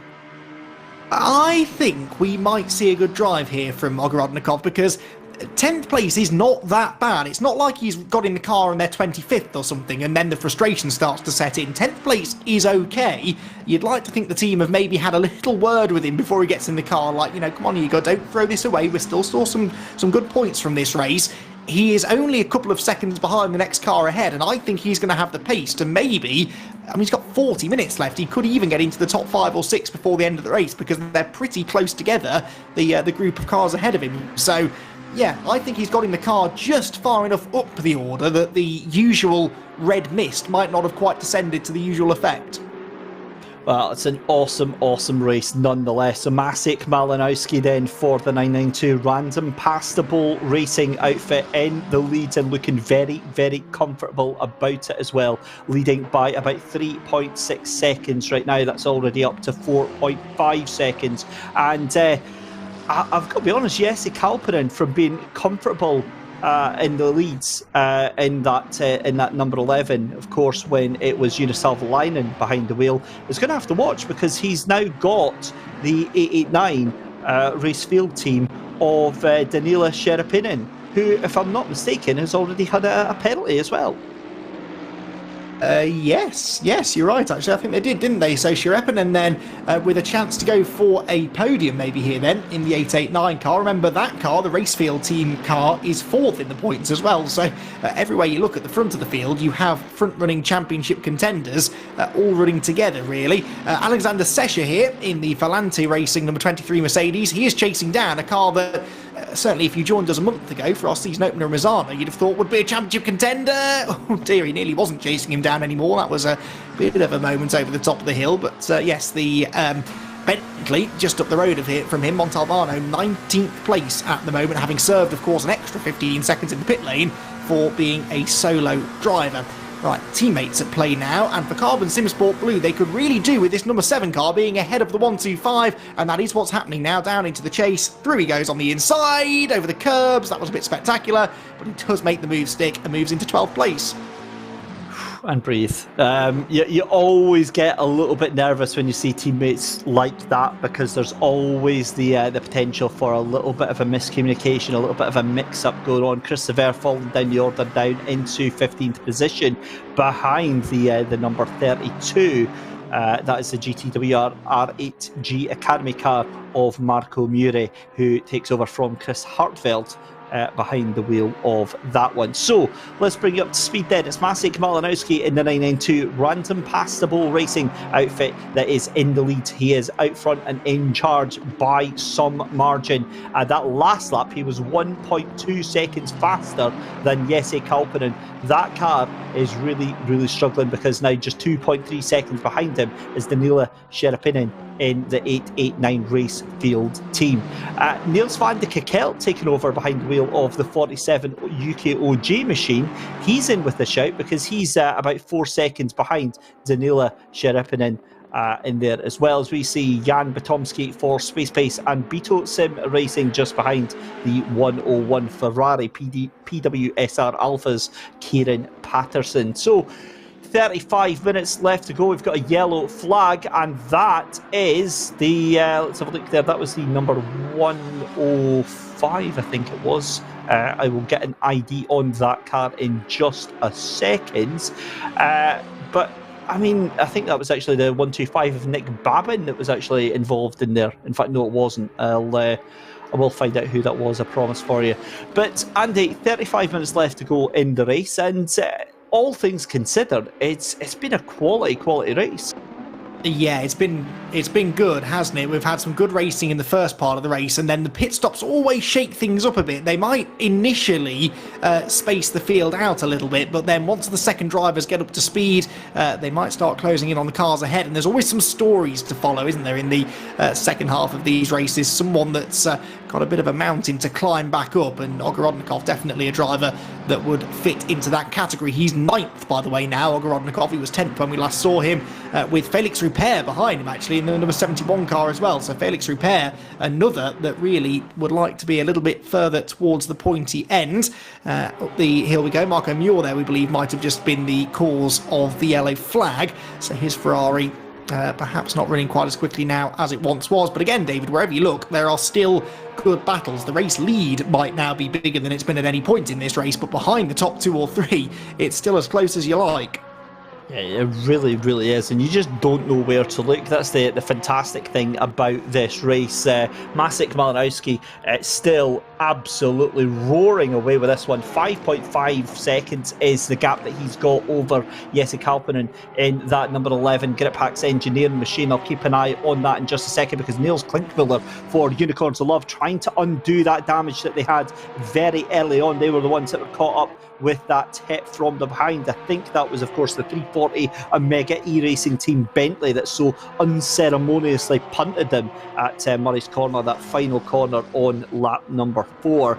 But this is Richard Lindhorst in the 111 Porsche that Niels Klinkmüller trying to catch up with just now, and did a decent job, but again, Richard just able to gap him a little bit through the tight, twisty, technical parts of the circuit here. And if I'm honest, Jesse Kalpinen has to get a move on here, because he's now 2.5 seconds ahead. In fact, actually, that gap to Daniela Sherapinen is actually gone up just ever so slightly, but he needs to watch out, as we see the Porsche with a great run out of Forest Elbow here, down through the chase then. Is it going to be a move? He's late onto the brakes, has a look at the inside, but doesn't get it done, because Richard Lindhorst late, as you like, on the brakes in towards the chase there, under the Liquid Moly Bridge and down in towards Murray's Corner to start another lap here. This is going to be lap number 27 that they start just now. So, Andy, quite honestly, Maciej Malinowski, he is out front and looking very comfortable there. Yeah, I mean, that car's looked quick all night, hasn't it? Missed out on pole position by a fraction of a second. But what was it? 33 1,000ths of a second was 992 behind number 11 on the grid. And you have to suspect that actually, had the 992 held on to the lead through that first lap, rather than going off at the chase, it might well have had a big gap anyway by the time it got to the pit stops. Excuse me. It's been a very controlled drive, this, from the 992 car, and if they can win, that will certainly put them in a strong position as far as the championship's concerned. Kalpinen second, Sherapinen third. Now, for Carbon Sim Sport, some good teamwork, I think, at play here, because Twazidlo in the number 7 car, second in the championship, having got past his teammate Nick Babin, is really getting away, and Babin is making this Carbon Sim Sport McLaren a very wide one indeed, and that is helping Twazidlo escape up the road. Oh, Babin is absolutely overdriving that car, and that is Christopher into the wall behind. Gets going again, but you saw losing a big chunk of time there. And have a look down the inside. Locks up the brakes from Marco Muri. Oh my goodness me, this is desperate stuff from the Ferrari. Trying to get past the 125 of Nick Babin here. And Nick Babin breathes a huge sigh of relief because that McLaren is overdriving itself right now and slowing itself down hand over fist to try and get a bit of a gap to Marius Tvorzidlo, but Tvorzidlo now getting caught back up through this as well. Felix Rupert now onto the back of Eunice van Droyten, just looking at the time and screen there. So that is 9th and 10th position. But Igor Ogorodnikov on a charge. He was in 10th place after the pit stops. He's now up into 8th position and on the back of Lucas Kreuzer. Yeah, so he got past Van Droyten. Now Felix Rupert, look, in the silver Aston Martin, has done the same. And you're right, Ogorodnikov now challenging for 7th place. Now, if he gets past Kreuzer, he's got about a 6.5 second gap then to close to Kilian Ryan-Meenan in the 888 Aston Martin up the road. So that he needs to get on with this. He's got over half an hour to go yet. If he can give himself half an hour, clear track, and a car that's clearly working well, I think he could do it. I think he could get up there into the top 6 before the end of the race. But he's also got to be patient, hasn't he? And that hasn't always been his highest quality so far this season, it must be said. Right up against the wall. I love that shot there as they race through the right-left sequence through Reed Park, then into Solomon Park, Philimy Park, and out across Brock Skyline, right up over the curb. Use that curb actually to settle the car back down onto the road, then break over the crest into the S's and down through the dip. Every single corner on this circuit is a spectacle. There isn't a boring corner anywhere around the Mount Panorama circuit, even the 90-degree corners at the start and end of the lap. And it has generated a really, really good race so far. And Chris Sever here having a pretty good battle as well, isn't he? As he tries still to break through the defences of Babin and Muir ahead. And again, that just shows how Babin is overdriving that car, because he's now brought Sever back into the mix there. Sever dropped down by about 1.5 seconds there, and now onto the tail of this two-car battle here. And Sever now really good position now in that Aston Martin, gets a good drive in the toe of the Ferrari and the McLaren as well. This could almost be 3 wide, 2 into the chase. Oh my goodness me, who's going to be first onto the brakes? It is going to be Nick Babin around the outside, tries to go Marco Muri. Beautiful move around the outside, but look at that, trying to hold it. It's Nick Babin. How has he done that on the entry to Murray Corner? That is an amazing bit of defensive driving there from Nick Babin. Unbelievable. We need to get a replay of that, but he kept the foot in, held it round, and Marco Muri was trying to hold on to that position but couldn't make it done. Here goes Igor Ogorodnikov, tries to have a look up the inside of the Lamborghini. Oh my goodness me, Lucas Kreuzer, almost lost for words I am at that battle for 12th position. Can you believe what we just saw there, Andy? That was pretty good, wasn't it? Great defensive driving there from Babin, although I believe Muir is trying to attack him again now as they head up the hill through the cutting. There are yellow flags. I do hope that's not that group. Now I think they're all still just about there. And we had the 14 car, I think, off at the Forest Elbow was the reason for the brief yellow flag. But yeah, some brilliant defensive moves here going on up and down the order. Nick Babin somehow still ahead of, well, now Chris Sever, who has cleared Muir. I want to give a bit of a shout out actually to Sever, because when those two ran side by side through the chase, he had a mega run on both of them, and you could see the temptation was to take it 3 wide going down into Murray's corner, and he backed out of it. That was really clever driving, because although he had a run, he realised that he didn't have to take it, and if he had have done, it was probably going to lead to an accident. So good awareness there for Sever, and it's been paid back to him because he got into 13th place and might even take 12th from Babin shortly. Ogorodnikov close enough maybe to got the inside of Kreuzer into the chase. Has a little half look, but on another day, I think Igor Ogorodnikov might have gone for that, David, but that is that slightly sort of calmer, more mature driving style that he needs being displayed there. And do you know what? That makes me very, very happy, because I always wax lyrical about how amazing he can be as a driver. Up the inside, though, goes the number 81 of Chris Sever. Nick Babin still trying to keep the foot in. He's going to try and hold it round the outside at Murray's corner, but it's done, it's dusted, and that is going to be Chris Sever up into 12th position. It was inevitable from the way that McLaren was driving, but great move nonetheless for Nick Babin to try and hold on, but even better move for Chris Sever. This is a replay then of that battle 2 laps ago then, and Nick Babin tried to hold on from Marco Muri. This is down through the chase, and Andy, you're absolutely spot on about that run that Sever had, but he thought better of it. He just backed out. Babin had to hold on to the inside. A little tiny bit of contact there. Muir tried to take the outside line, and Sever was so close to making that work and mugging Nick Babin, but Nick just got a great exit out of the corner there, down into Murray corner. It was always going to be the McLaren's corner there on the inside, and he held on. But again, it was Sever who made the most out of that one. This is back with Niels Klinkmuller in the Porsche, just ahead of Cody Pride, and ahead of him is Richard Lindhorst. This is the battle for 15th, 16th and 17th position. We saw as well there was a change for 4th position as Vasily Anufriev got past Niels van de Kekel on that last lap there. That means that Igor Ogorodnikov now is within touching distance, about 12 seconds from 4th position as well. So we see Cody Pride driving the absolute wheels off of that McLaren down through the back half of the circuit. This is Igor Ogorodnikov now, who is on his own. So he's obviously got the move done over Lucas Kreuzer there. There we go. There is Lucas in the background, making it look so easy. Well, Lucas gets the run down towards Murray's corner, and Ogorodnikov forced him out onto the grass. Not a fan of that. Lucas keeps it in, and this is going to be a drag race down towards Hell Corner then. My goodness me, this is a little bit of fighting going on with 25 minutes left to go. I think Ogorodnikov is going to make this move stick unless Kreuzer can tuck into the slipstream. I don't think it's going to be enough. I think that's done and dusted. And Andy, this is starting to get a little bit fighty for my liking now. Yeah, Ogorodnikov, having been patient in making the move, really didn't want to then let Kreuzer back through. And it was hard to tell from that angle, but I think there might have been just a little bit of squeezing going on, but it's all ended okay. Neither of them ended up making proper contact, and Ogorodnikov's got the place. So he's, what's that then, 7.4 seconds now. He's gone wide! I mean, and then makes a mistake at the cutting. I don't believe it. Kreuzer's going to get back through, and they're going to go side by side up towards Reed Park. You can't do that. Ogorodnikov on the inside. Well, he does make things hard for himself, doesn't he?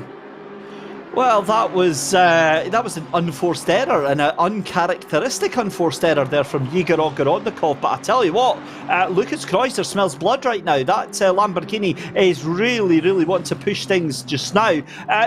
It's going to be a drive-through penalty for Danila Sherepinin. The 889 gets a drive-through penalty for aggressive driving. That is for contact with the number 32 GTWR R8G Academy car of Chris Hartfeld. That was on lap 11. That is a late penalty to be coming through just now, but a drive-through penalty for 3rd place nonetheless. I tell you what, that puts Vasily Anufriev up into 3rd place. Igor Ogorodnikov, he could be on with a charge here if he can keep his head down and keep pushing here. Yeah, this could be a very interesting end to the race here, Andy. Yeah, that one, the stewards had to be sure about that, I think, because it was a bit of a touch and go one, but a drive-through, I reckon, was the right call for the contact that we saw between the 889 Aston Martin and the Ferrari. The Ferrari, of course, has dropped right down the order now, hasn't it? So that does change things, though. That drive-through will drop him, well, yeah, probably behind this pair, and maybe even behind Felix Rupert as well. So Sherepinen is going to lose a lot of time. It's not the longest of pit lanes to traipse down at pit lane speed, but still, it is going to lose him a fair chunk of time nonetheless, and that will take them out of contention, certainly for a podium finish. That's a bit of a shame. Kieran Patterson, by the way, I just saw had a moment and brought out the yellow flag at Forest Elbow, but got going again. And I'm hearing, David, that it's about 29 seconds then from pit in to pit out. So 29 seconds lost for Sherepinin is going to drop him outside maybe of the top 10, certainly behind Ogorodnikov and Rupert. Yeah, I think 10th place. I think he'll be ahead of Marius Tvorzidlo, but we'll have a look on that one. And like that's a disaster nonetheless. And that's recovery driving Eamon Murphy going very, very wide in the Yaz Heat Ferrari into the wall, undoing all of the good work that Jaroslav Honzig doing in that Yaz Heat machine. But 22 minutes left to go in the race. It's still Maciej Malinowski in the lead over Jesse Kalpinen by 7.7 seconds right now. This is Flavio Mancini for Racing Point, and that is a car going very, very wide. That is the 14 of Durkop. Has a huge moment coming out of the chase there. Gathers it back up, and well played that man right there, Florian Durkop. Wow, what can you say on that one? Driving by himself, and I think fatigue maybe starting to get the better of him. I'll tell you what though, Andy, it's been a very disappointing night for Yaz Heat, the 39 team. We expected to easily see them into the top 10, and they're struggling to stay in the top 20 right now. Yeah, it's been an up and down season for them, hasn't it? 30th at Mazzano, but then they were 3rd last time out at Kyalami. And it just hasn't really worked out for them again tonight, has it? So they came into this race 39 car, 9th in points, but nearly 30 points off the championship lead. And unfortunately, that gap is only going to grow here tonight. Back to the battle for 15th place now, though. This is Lindhorst in the Porsche running wide, and that could give Cody Pride a chance to get up the inside into Hell Corner. He's got Klinkmuller even, and Montalbano behind. To the outside goes the McLaren. That's surely not going to work. It's going to leave him vulnerable to attack now from Klinkmuller up the hill. You can see the Porsche there pulls out of line, tries to get in the slipstream of the other Porsche as they head up the hill, and this is all going to get very, very tight into Griffin's Bend. Yeah, here we go. You can see picture in picture as well. That is Nick Babin up on the inside. And I think that was Jonas van Druyten in the 991 that he's gone up the inside. Incredibly well behaved battling going on just now. Cody Pride just ahead of the Bentley. There's a little bit of contact. That's Montalbano who gets past Klinkmuller as well. Got yellow flag further up. They're going to have to be aware of that. That is the 7-2. And Kreuzer is in the wall as well. Oh my goodness me, he gets going again. But yeah, the 7-8 is yellow flag just now. Leonardo Porco, that is through Skyline that he's brought out a yellow flag. They're going to be coming up to him just now. And again, Andy, it all turns on its head in a blink of an eye.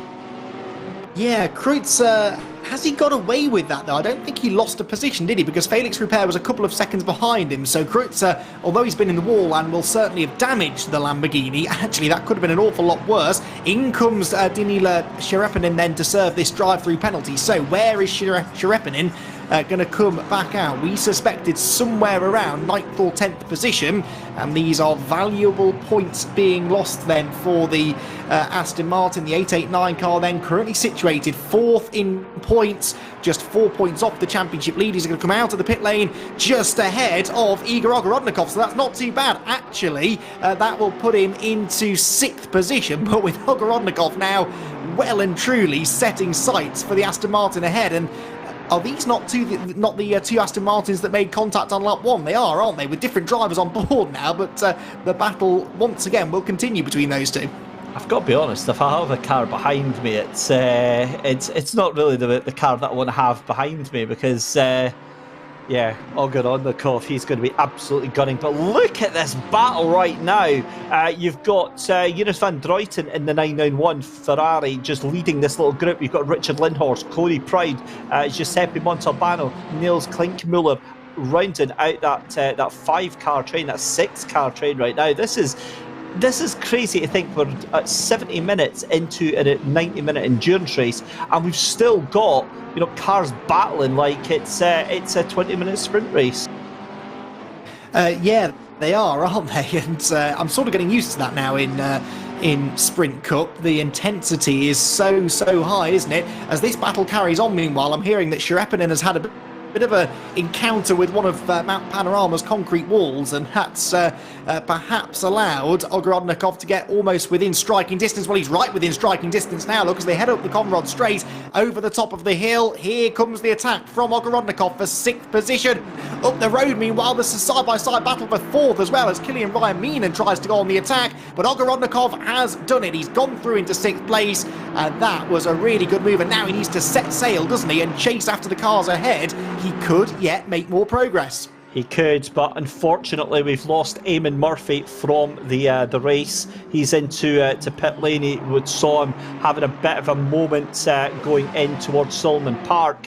I brought out the yellow flag into the car, immediately disappeared from the radar, so I fear that we've lost the 39 from the race completely as this battle for 14th place rages on right now. It's Jonas van Droyten ahead of Cody Pride, who's done a marvellous job of trailblazing through that group and potentially getting himself up into 14th position if he can get past Jonas van Droyten. It's down into Hill Corner then for the next time. This is of course lap 35 that we're on just now, and there we go. It's going to be side by side up the mountain straight then. It's Jonas van Droyten and Cody Pride. It's a drag race and Cody Pride has got the advantage. Can he get that move done before they get into the corner? He does. Cody Pride up into 14th position, and that leaves the 991 of Jonas van Droyten vulnerable now to Richard Lindhorst in that Porsche just up in front. So cracking little battle there for 14th, 15th, 16th, 17th position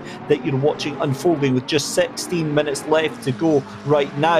I'm looking at Igor Ogorodnikov still on a charge. He took 1.3 seconds off Vasily Anuprev on that last lap there, and the gap to 4th and 5th position is, get this, 6.1 seconds. So can Ogorodnikov take that with 6 laps to go at least? Maybe he can get himself up into that battle for 4th and 5th position. Crazy outcomes going on right now. Yeah, what he's really hoping for is that Anuprev and Ryan Meenan are going to keep on scrapping with each other and holding each other up. If they do, then that's certainly going to help him close in on the Aston Martins ahead. We've got these 4 Aston Martins, haven't we? 4th, 5th, 6th and 7th at the moment, but it's Porsche and Ferrari and McLaren filling out the podium places right now. Back to the Lyndhurst, Montalbano and Van Droyten battle, and that's going to be Lyndhurst going through into 15th place, is it? Can Van Droyten fight back on the inside? He's going to try. He's never going to get the car stopped, surely. Well, call me a liar, because he does just about. He's slow on the exit, though, and so Van Droyten gets back up the inside down to the final corner. Montalbano's in there as well. Klinkmuller trying to fight back too. 4 of them together into the final corner. Ferrari ahead of Porsche, and Montalbano trying to fend off Klinkmuller in the background. Back up the inside goes Lindhorst. He refuses to give away this 15th place. You'd think they were fighting for the race win, wouldn't you? But with 15 minutes to go, this is the scrap for 15th place. And now another car joining in the fun as well. That's the number 100 of Villert as well. So a 5-car battle, David, makes its way up the mountain straight. Good Lord, this is awesome stuff. With 15 minutes left to go, Lindhorst goes off like a stabbed rat. He's got about 0.2 of a second. They're going 2 by 2 by 2 into the corner. Surely that's never going to work. They think better of it. Giuseppe Montalbano loses a little bit of pace right like that. But the 991 of Jonas van Droyten has been absolutely mugged out of all that. He's been sent to the back of the group because there you go, the 100 turn 1 machine of Marcel Villert gets ahead of him, and Richard Lindhorst lives to tell the tale another day. This is Igor Ogorodnikov then not gaining as much time as I thought he would on that pass lap. He's actually lost time to the cars in front, so I think his day is done in that 6th position, but a very good 6th position nonetheless. But can he hold on to it, because Danila Sharepinen is trying to take that position back from him as well. Meanwhile, look at Niels Klinkmuller ahead of Giuseppe Montalbano. That Bentley on a late charge right now, the 340, trying to hold on to that position, catching back up to Niels Klinkmuller for that 16th position. And like you said, you'd think this was for the race leads, but no, this is for 14th, 15th and 16th place. It is incredible competition, isn't it? Great strength in depth in this field this season, which, I mean, there always has been, but it really does seem to have taken a bit of a step forward this season. Montalbano not quite close enough to Klinkmuller this time, but Klinkmuller, I would say, is possibly the fastest in this group. He got shuffled back a few laps ago, didn't he? But he's actually now gapping Montalbano and closing in on Lindhorst ahead for 15th place. So let's see whether or not Klinkmuller can make that move stick. Another driver that I'm keeping my eye on here is, actually it's changed again now, 4th and 5th. Onufriev back ahead of Kilian Ryan-Meenan, but Onufriev about 3/10 a lap quicker, actually, than Niels van der Kekelt in 3rd position. That gap is only about 2.5 seconds now between 3rd and 4th, with 13 minutes to go. So if the two Aston Martin drivers work together here, they could even be in with a chance of a podium finish. Yeah, and that's exactly what they're going to be looking for, because that 47 McLaren of Niels van der Kekelt doing a cracking job, but very, very vulnerable to Vasily Onufriev and Kilian Ryan-Meenan. However, the 111 is on thin ice as well, because the 111 of Richard Lindhorst given a warning, for a final warning for excessive weaving on the straight. So that Porsche is going to have to watch himself right now, because he's going to have Niels Klinkmuller on his tail very, very shortly. This is Vasily Onufriev that you just saw there as we cut back to Richard Lindhorst. Niels Klinkmuller right on the tail there, as is Giuseppe Montalbano, and it's going to be down towards Forest Elbow. It's all going to be about this exit from the corner. If the Porsche can just trail on the brakes and get a good run out of the corner, it's all going to be about this run down here. And I've got a horrible, horrible feeling, because Richard Lindhorst for Elferspot.com got a poor run out the corner. It's Niels Klinkmuller on the tail of him, but look at Giuseppe Montalbano on the tail of that car as well. It's on the run down towards the chase, and we're going to have 3 cars wide. It's going to be Niels Klinkmuller pulls to the inside. Giuseppe Montalbano tries to pull out as well. Around the outside goes Klinkmuller. He's got it done. That's an amazing move for Niels Klinkmuller. That is one of the best moves I think we'll see tonight. And Giuseppe Montalbano trying to take it right the outside. There's a little bit of nudging, a little bit of contact on the brakes in towards Murray Corner. Wow, that was awesome, awesome stuff there, Andy. I agree with you. That was the move of the night there for Klinkmuller, and he timed it to perfection, because just at the moment that Montalbano was about to pull out of the slipstream to pass him, that was the moment that Klinkmuller did the same thing to Lindhorst, and it looked as though it was quite an aggressive sort of defensive swipe for the 15 Porsche, but that wasn't the case. He was actually making the move on the 111 car ahead of him, and Montalbano frustratedly wasn't able to get alongside himself. So brilliant driving that from Klinkmuller, and he should now, I reckon, have the pace to get away from this little group. We'll watch that over the next lap or so to see if it's the case, but that was some really terrific battling. And of course, this is all 4 points as well. They're not scoring that many points back here, but there are points available for these positions, so you never know, particularly for Montalbano in that 340 car that arrived here at Bathurst, 3rd in the points, just 3 off the championship lead. Every point that he can get out of this race, every point he can salvage, is going to be worth getting. But of all the races to have a bad result, this really wasn't the one, was it, for Montalbano? Because all of his championship rivals are up there scoring well, pretty much. Yeah, and to be honest, if he hadn't had that penalty, he would have been in a very, very different position. It was all about that contact into the Murray corner, the final corner, and I believe it was actually with the teammate of Niels Klinkmuller, wasn't it? It was the 15 Unicorns of Love. It was René Sever that was on the receiving end of that one. But here comes Giuseppe Montalbano on Richard Lindhorst. They're going to be side by side again down through the chase. Who's going to blink first in? I think the Bentley is possibly going to have the move done before they even get to the right-hander. He does, and the Bentley wins out on that round. I think the number 111 is going to try and cut down late on the brakes, but can Montalbano catch back up to Niels Klinkmuller? If I'm honest, I think the Bentley has got the superior pace over the number 15, but it's whether or not he can make that work. Meanwhile, looking back up at Igor Ogorodnikov, the gap to him and Danila Sherepinin, the 889, just 0.4 of a second. So Ogorodnikov under some real pressure right now, and that gap's coming down very, very quickly.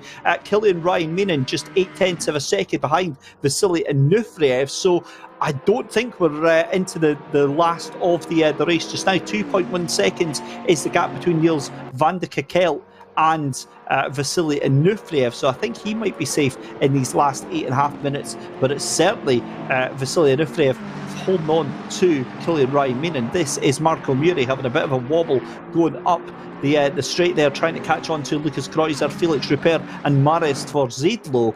But yeah, what a race we've had tonight, Andy. Yeah, I'll tell you what, really impressive pace here from Vasily Onufriev in the late stages. Fastest driver on the track at the moment. Only really Ryan Meenan behind him and our race leader, Maciej Malinowski, can match his pace. Onufriev was a full half a second quicker than Van der Kakelt on the previous lap, so the gap's down to 2 seconds. If he keeps that up, he'll get there before the end, but he's got to really be pumping in those quick laps, and is it worth the risk of really pushing the car to the extreme here in the final few minutes when you've already got a top 5 pretty much in the bag? There's certainly no holding back in this group, though, is there? Felix Rupert has a bit of a train forming behind him now, with Marius Torcidlo pulling out of the slipstream, actually, in the McLaren. This is an important move, then, for Torcidlo. The number 7 car will go through, will he? Yes, Rupert tried to fight back under braking, but the McLaren moves ahead. And Marco Mure now moves up to challenge as well. So Torcidlo looks as though that car is going to drop back a little way in the championship standings, but that was an important move to make. It gets him some more points, and now Mure goes up the inside as well. Rupert's out over the curbs. Chris Sever sees a chance to take advantage. It is all going wrong for the number 81 Aston Martin, who looks as though he's going to lose 3 positions here in about the same amount of corners. He does, because Sever goes through at Hell Corner, and for whatever reason, Felix Rupert has not shown the pace this evening that we know that he's capable of. I don't know whether this is just a circuit that doesn't suit him, but we have seen him be a lot more competitive than this in the past. You certainly have, and I guess tonight just isn't going to be his night. Danila Sharipin though on the back of Igor Ogorondikov, and Ogorondikov under all sorts of pressure. That was definitely a touch off the wall there for the Russian in 6th position. That 41 is under real pressure now. And have a look at Marius at Lucas Kreuzer in the background as well. The gap between Vasily Onufriev and Niels van de Kakelt, that is closing up quite quickly as well. That's now down to 1.5 seconds, so that is the battle for 3rd place, and that could be on with just 6.5 minutes left to go. But out of Forest Elbow goes Igor Ogorondikov, and that Aston Martin is looking very fast indeed. And yeah, this is now starting to get a bit bizarre with 6 minutes left to go in the session. Here is Niels van de Kakelt trying to desperately hold on in that McLaren, but have a look in the background. There is the Aston Martin of Vasily Onufriev. 1.4 seconds was the gap. It's down even further now. There you go, right in the background. It comes across the line, and Vasily Onufriev 1.44 seconds. So it's coming down, but not by enough. But it's going to be enough to surely catch up and put pressure on Niels van de Kakelt. Now, here's a bit of a run-in for you.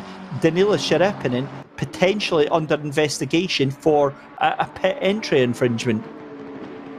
Yes, so either speeding, although that should be fairly clear-cut, or maybe he's cut across that grass. David, you'll know this, the pit entry into Bathurst pit lane is not straight, is it? You go through a little narrow chicane on the way in. I don't really know why, when they designed it, they made it that complicated, but it has caught people out before, and I reckon maybe if you cut across that grass on pit entry, you could get yourself in some trouble with the race stewards. So we'll try and get confirmation on exactly what the infringement was. Oh, that's not ideal for Van der Kakelt. He's coming up to lap this Ferrari that just bounced off the wall, and he's not getting out of his way. This is not good driving at all from the back mark, and now it gets off the road, but that will have cost Van der Kakelt a number of tenths of a second. The gap was about 1.2 seconds as they went into this middle sector. I'd say it's just under 1 second now from the McLaren to the Aston Martin, and that surely was a distraction there for Niels van der Kakelt. That Ferrari bouncing off the wall right in front could have spelt disaster for the championship leaders. It certainly could, and I really feel bad for Kieran Patterson in that 101. That's the car that was involved there. Would never have dreamed to get involved in that, and to be honest, I just don't think that he had anywhere else to go. He hit the wall and trying to recover the car. He's trying to keep control of it, and then he realises that the leaders are coming up on him quick smart, so he does take to the escape road down through Brock Skyline, and eventually having to just get out the way. I don't think there was any maliciousness intended in that at all, but yeah, that certainly could have huge implications for the final 4 minutes of this race. Marco Mir in the GTWR R8G Academy car in a sandwich right now, trying to hold on to the top 10, but he's potentially going to get Marius Tvorzidlo in that number 7 McLaren. He's going to have to watch because Chris Severa is looking very, very menacing behind him. And there you go, Niels van de Kekelt. That gap was 1.5 seconds. It's now down to 0.6 of a second with 3.5 minutes left to go. We have got one hell of a fight coming on for that final podium position. But wow, this is just absolute madness going on with 3 minutes left to go. We've got picture-in-picture here. This is the battle for 3rd and 4th position. You can see there in the main picture though, that is Marius Tvorzidlo leading Marco Muri and Chris Sever on a drag race up that main straight there. You can see Corey Pride there tried to go around the outside of Nick Babin, and thankfully Saner Heads prevailed, but this is now getting a little bit desperate from Corey Pride. He tries to fire it around the outside of Nick Babin. Nick's having absolutely none of it, but this is going to end in tears with one of these cars, surely, Andy, in the wall. Well, this is unstoppable force against immovable object, isn't it, really? Nick Babin has been such a good, strong defensive driver in this race. He's dropped a few places over the last 10 minutes or so, but earlier on in the stint, we saw him putting up a really good rearguard action. And by the same sort of measure, though, Cody Pride has been making some really good overtakes. So this could be a fascinating scrap, couldn't it, between the two of them? Across the line, onto the penultimate lap, probably, goes Maciej Malinowski. In the inset on the top right corner of your screen there, you can see just how close it is for 3rd place. There's no more catching to be done here for Anufriev. He has caught Niels van der Kekelt. Now he needs to find a way through. Where is the Aston Martin going to be quicker than the McLaren? In a straight line, you would imagine, especially with a slipstream. So he's got 2 chances at this, really, on each lap. Up Mountain Straight into Griffin's Bend, or, more likely, out of the elbow and down this part of the circuit, the Conrad Straight, into the Chase. But that is a battle, David, that's going to run right down to the checkered flag. Yeah, certainly is. Cody Pride then trying to take Nick Babin. This is down through the Chase. They're going to go side by side in towards the Chase then, and it's going to be around the outside goes Cody Pride. What a move! That's another carbon copy of a move that we saw 2 laps ago. Nick Babin's going to try and get the cut back there, but it's never going to work. Cody Pride with an absolute textbook example of how to overtake here at Bathurst with 1 minute and 15 left to go. That was an amazing move. Nick Babin could try and get the move onto Hill Corner, but that was awesome stuff. Meanwhile, back to the battle for 3rd and 4th position then, and Nufriev has dropped back to about 0.7 of a second there, so he's lost a little bit of time there over Niels van de Kekelt. But just having a look here, I'm hearing some very, very bad things in my ear. We'll wait till they're confirmed about the 889, but if you are a big fan of the Racefield team of the Aston Martin of them, then yeah, you're going to be wanting to get the Kleenex ready, because this is not going to be pleasant to hear if that does get confirmed. We'll wait a minute to see. 30 seconds left on the clock, and it's going to be across the line to start the final lap for Maciej Malinowski here. A classic win on the cards here for the Porsche driver. And yeah, great stuff. He comes cross line, starts the final lap of the race for Random Passable Racing on the cards to make it 2 wins out of 3 for Random Passable Racing. It's going to be back-to-back victories, winning at Kyalami, winning here at Bathurst, and it's looking so good. Niels van de Kekelt, I think, will hold on to that 3rd position there, but here comes Cody Pride, and he is hunting down Felix Rupert, Andy, at a rate of knots right now. Isn't he just? It looks as though he's going to have a go at this. I don't know what's going on with Rupert's car. There is damage, isn't there, actually, to the front of the Aston Martin, so that probably is affecting his aero through the corners and his speed down the straights as well. Marco Mura here, stuck now behind Marius Tvorzidlo. Now, Tvorzidlo, having worked so hard to get into this 9th place, really doesn't want to be giving it away over the final lap of the race, so this is going to be quite a stiff defensive drive from the number 7 McLaren, you'd imagine, as it already looks set to drop back a little way in the championship standings. Pride has gone past Rupert down at the Chase, I believe that was, and so Nick Babin now moves up to attack the Aston Martin as well. The overall race leaders, though, are around halfway round their final lap of the race. It's nose to tail again between Van der Kekelt and Anufriev the 3rd, and actually Ryan Meenan's within a second of them as well. That's the battle you can see on the inset on the right, top right-hand corner of your screen.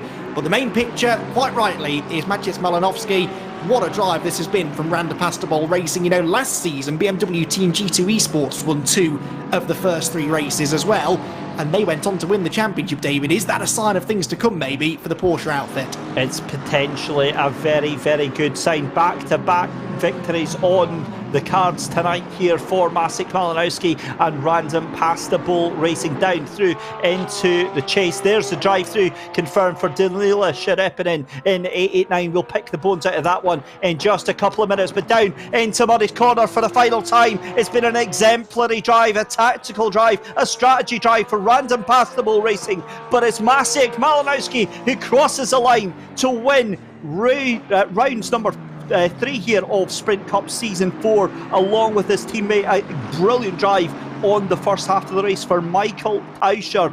Jesse Kalpinen for Grip Hacks Engineering takes second place, and it's going to be Niels van de Kekkel who's going to take third place, just ahead of Vasily Anufriev there. Great performance, a great battle there. A wonderful 5th place for Kilian Ryan. Meaning it's going to be 6th place for Igor Ogorodnikov across the line just now.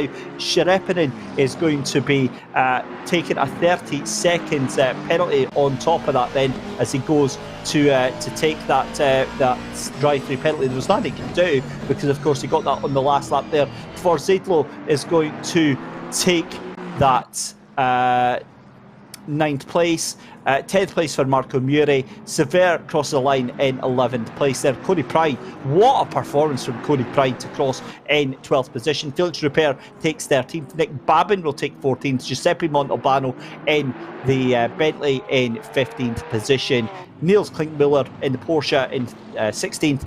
It's then Valère in the Aston Martin in 17th. Richard Lindhorst in the 111 Porsche in 18th. It's then the number 23 Volante Racing of Alexander Sescher in 19th. Marco Bischoff in 20th position. And then it is going to be the Rasmus Christensen's 17 Pulse SimSport Racing in 21st. 22nd is going to be Oliver Seit. 23rd is Leslie Oliphant. 24th is Jan Batomski. Florian Decourt in 25th. Flavio Mancini in 26th. Josh Inman in the McLaren in 27th. Eunice van Droyten in 28th position in that 991. Kieran Patterson in the 101 in 29th position, 28th it was for Eunice van Droyten. Eamon Murphy DNFing in 30th position for Yaz Heat. Leonardo Porco in the 728 in 31st. Sheldon Muscat 32nd. Janice Sackness in 33rd. Harry Spears in 34th with a disconnect. And there you go. So, the 117th, Marcel Valère, under investigation for a pit lane violation as well. So, there we go. Oh my goodness me, Andy, what a race that was.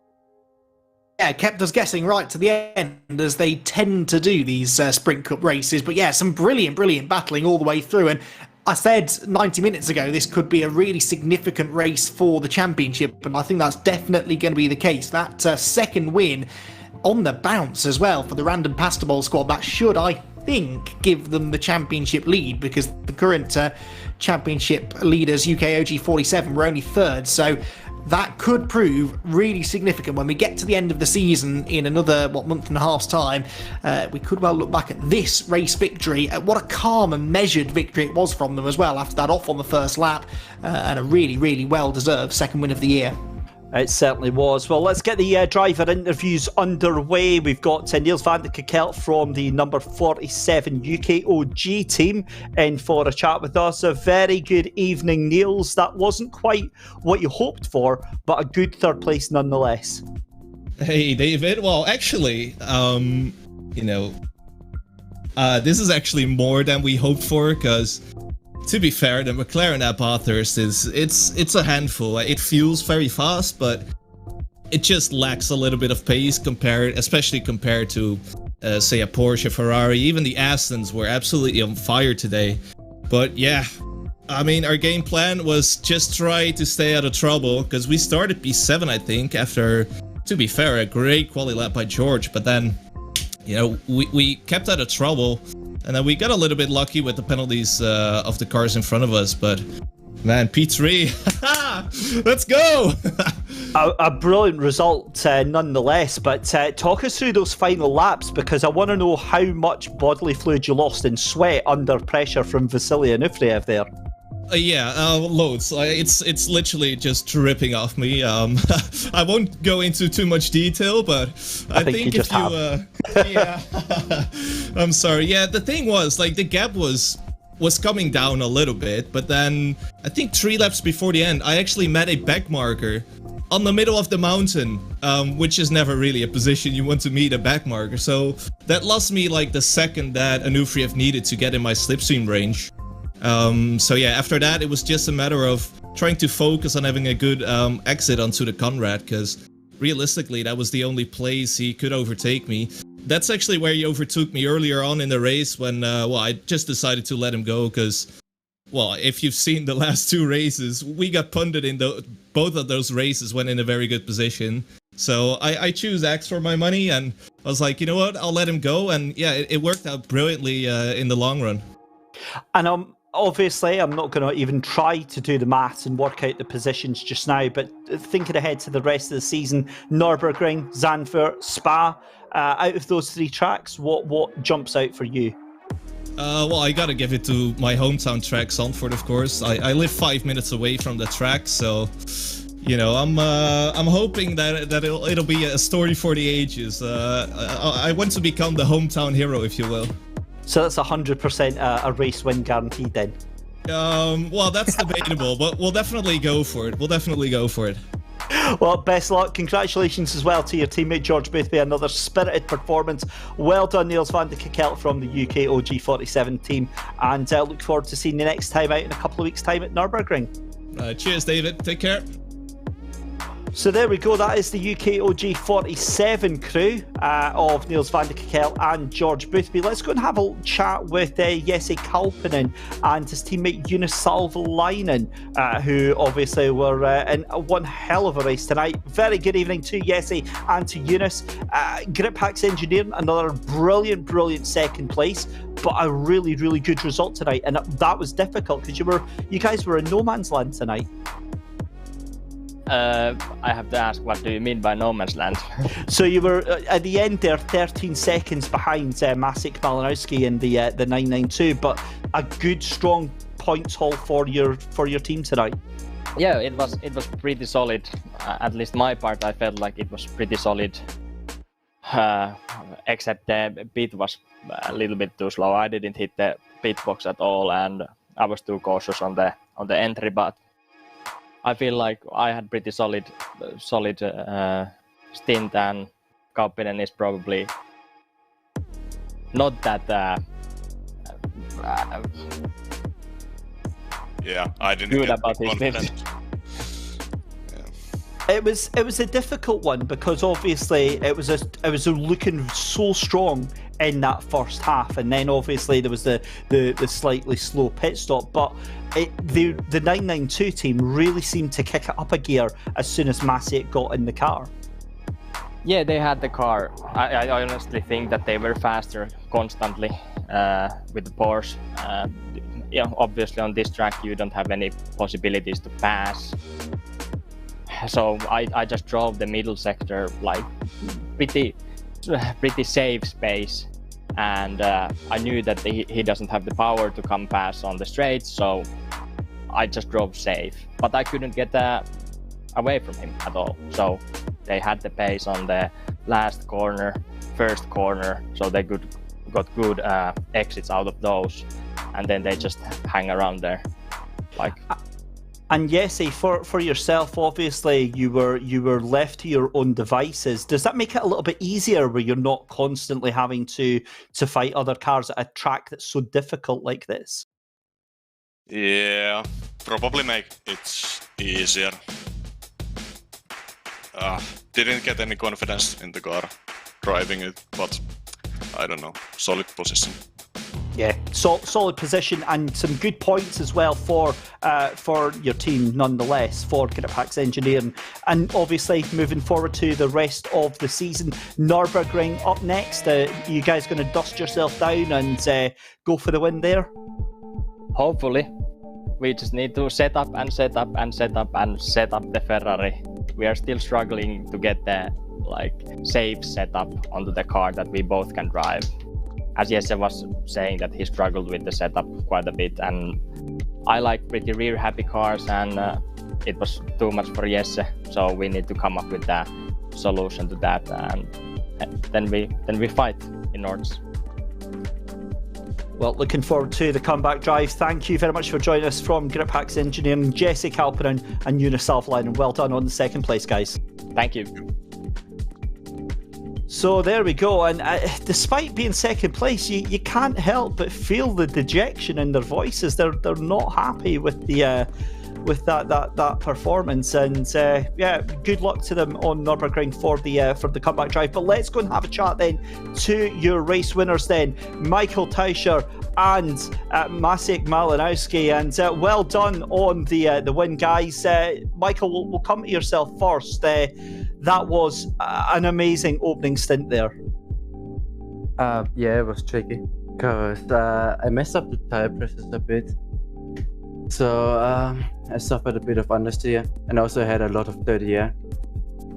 But basically what I tried to do was just stay behind Jonas and just get the split stream and then undercut them because my tire pressures were just way too low. And then we undercut them, gained a bit of time, and then Maciej went into the car, and that was basically our plan, just to undercut them and then see what pace Maciej can do. Now, we had a guess about that actually up here in the commentary box, because we saw you constantly onto the back of that car, the number 11 car, and we did wonder if you were just trying to fuel save a little bit and to pressure them into making a mistake. So thanks for confirming that one, Michael. But Maciek, when you got in the car, how happy were you to see that number 11 car come out of the pits behind you? Well, at first, of course, I had to do like 2-3 laps because they were pitting way later.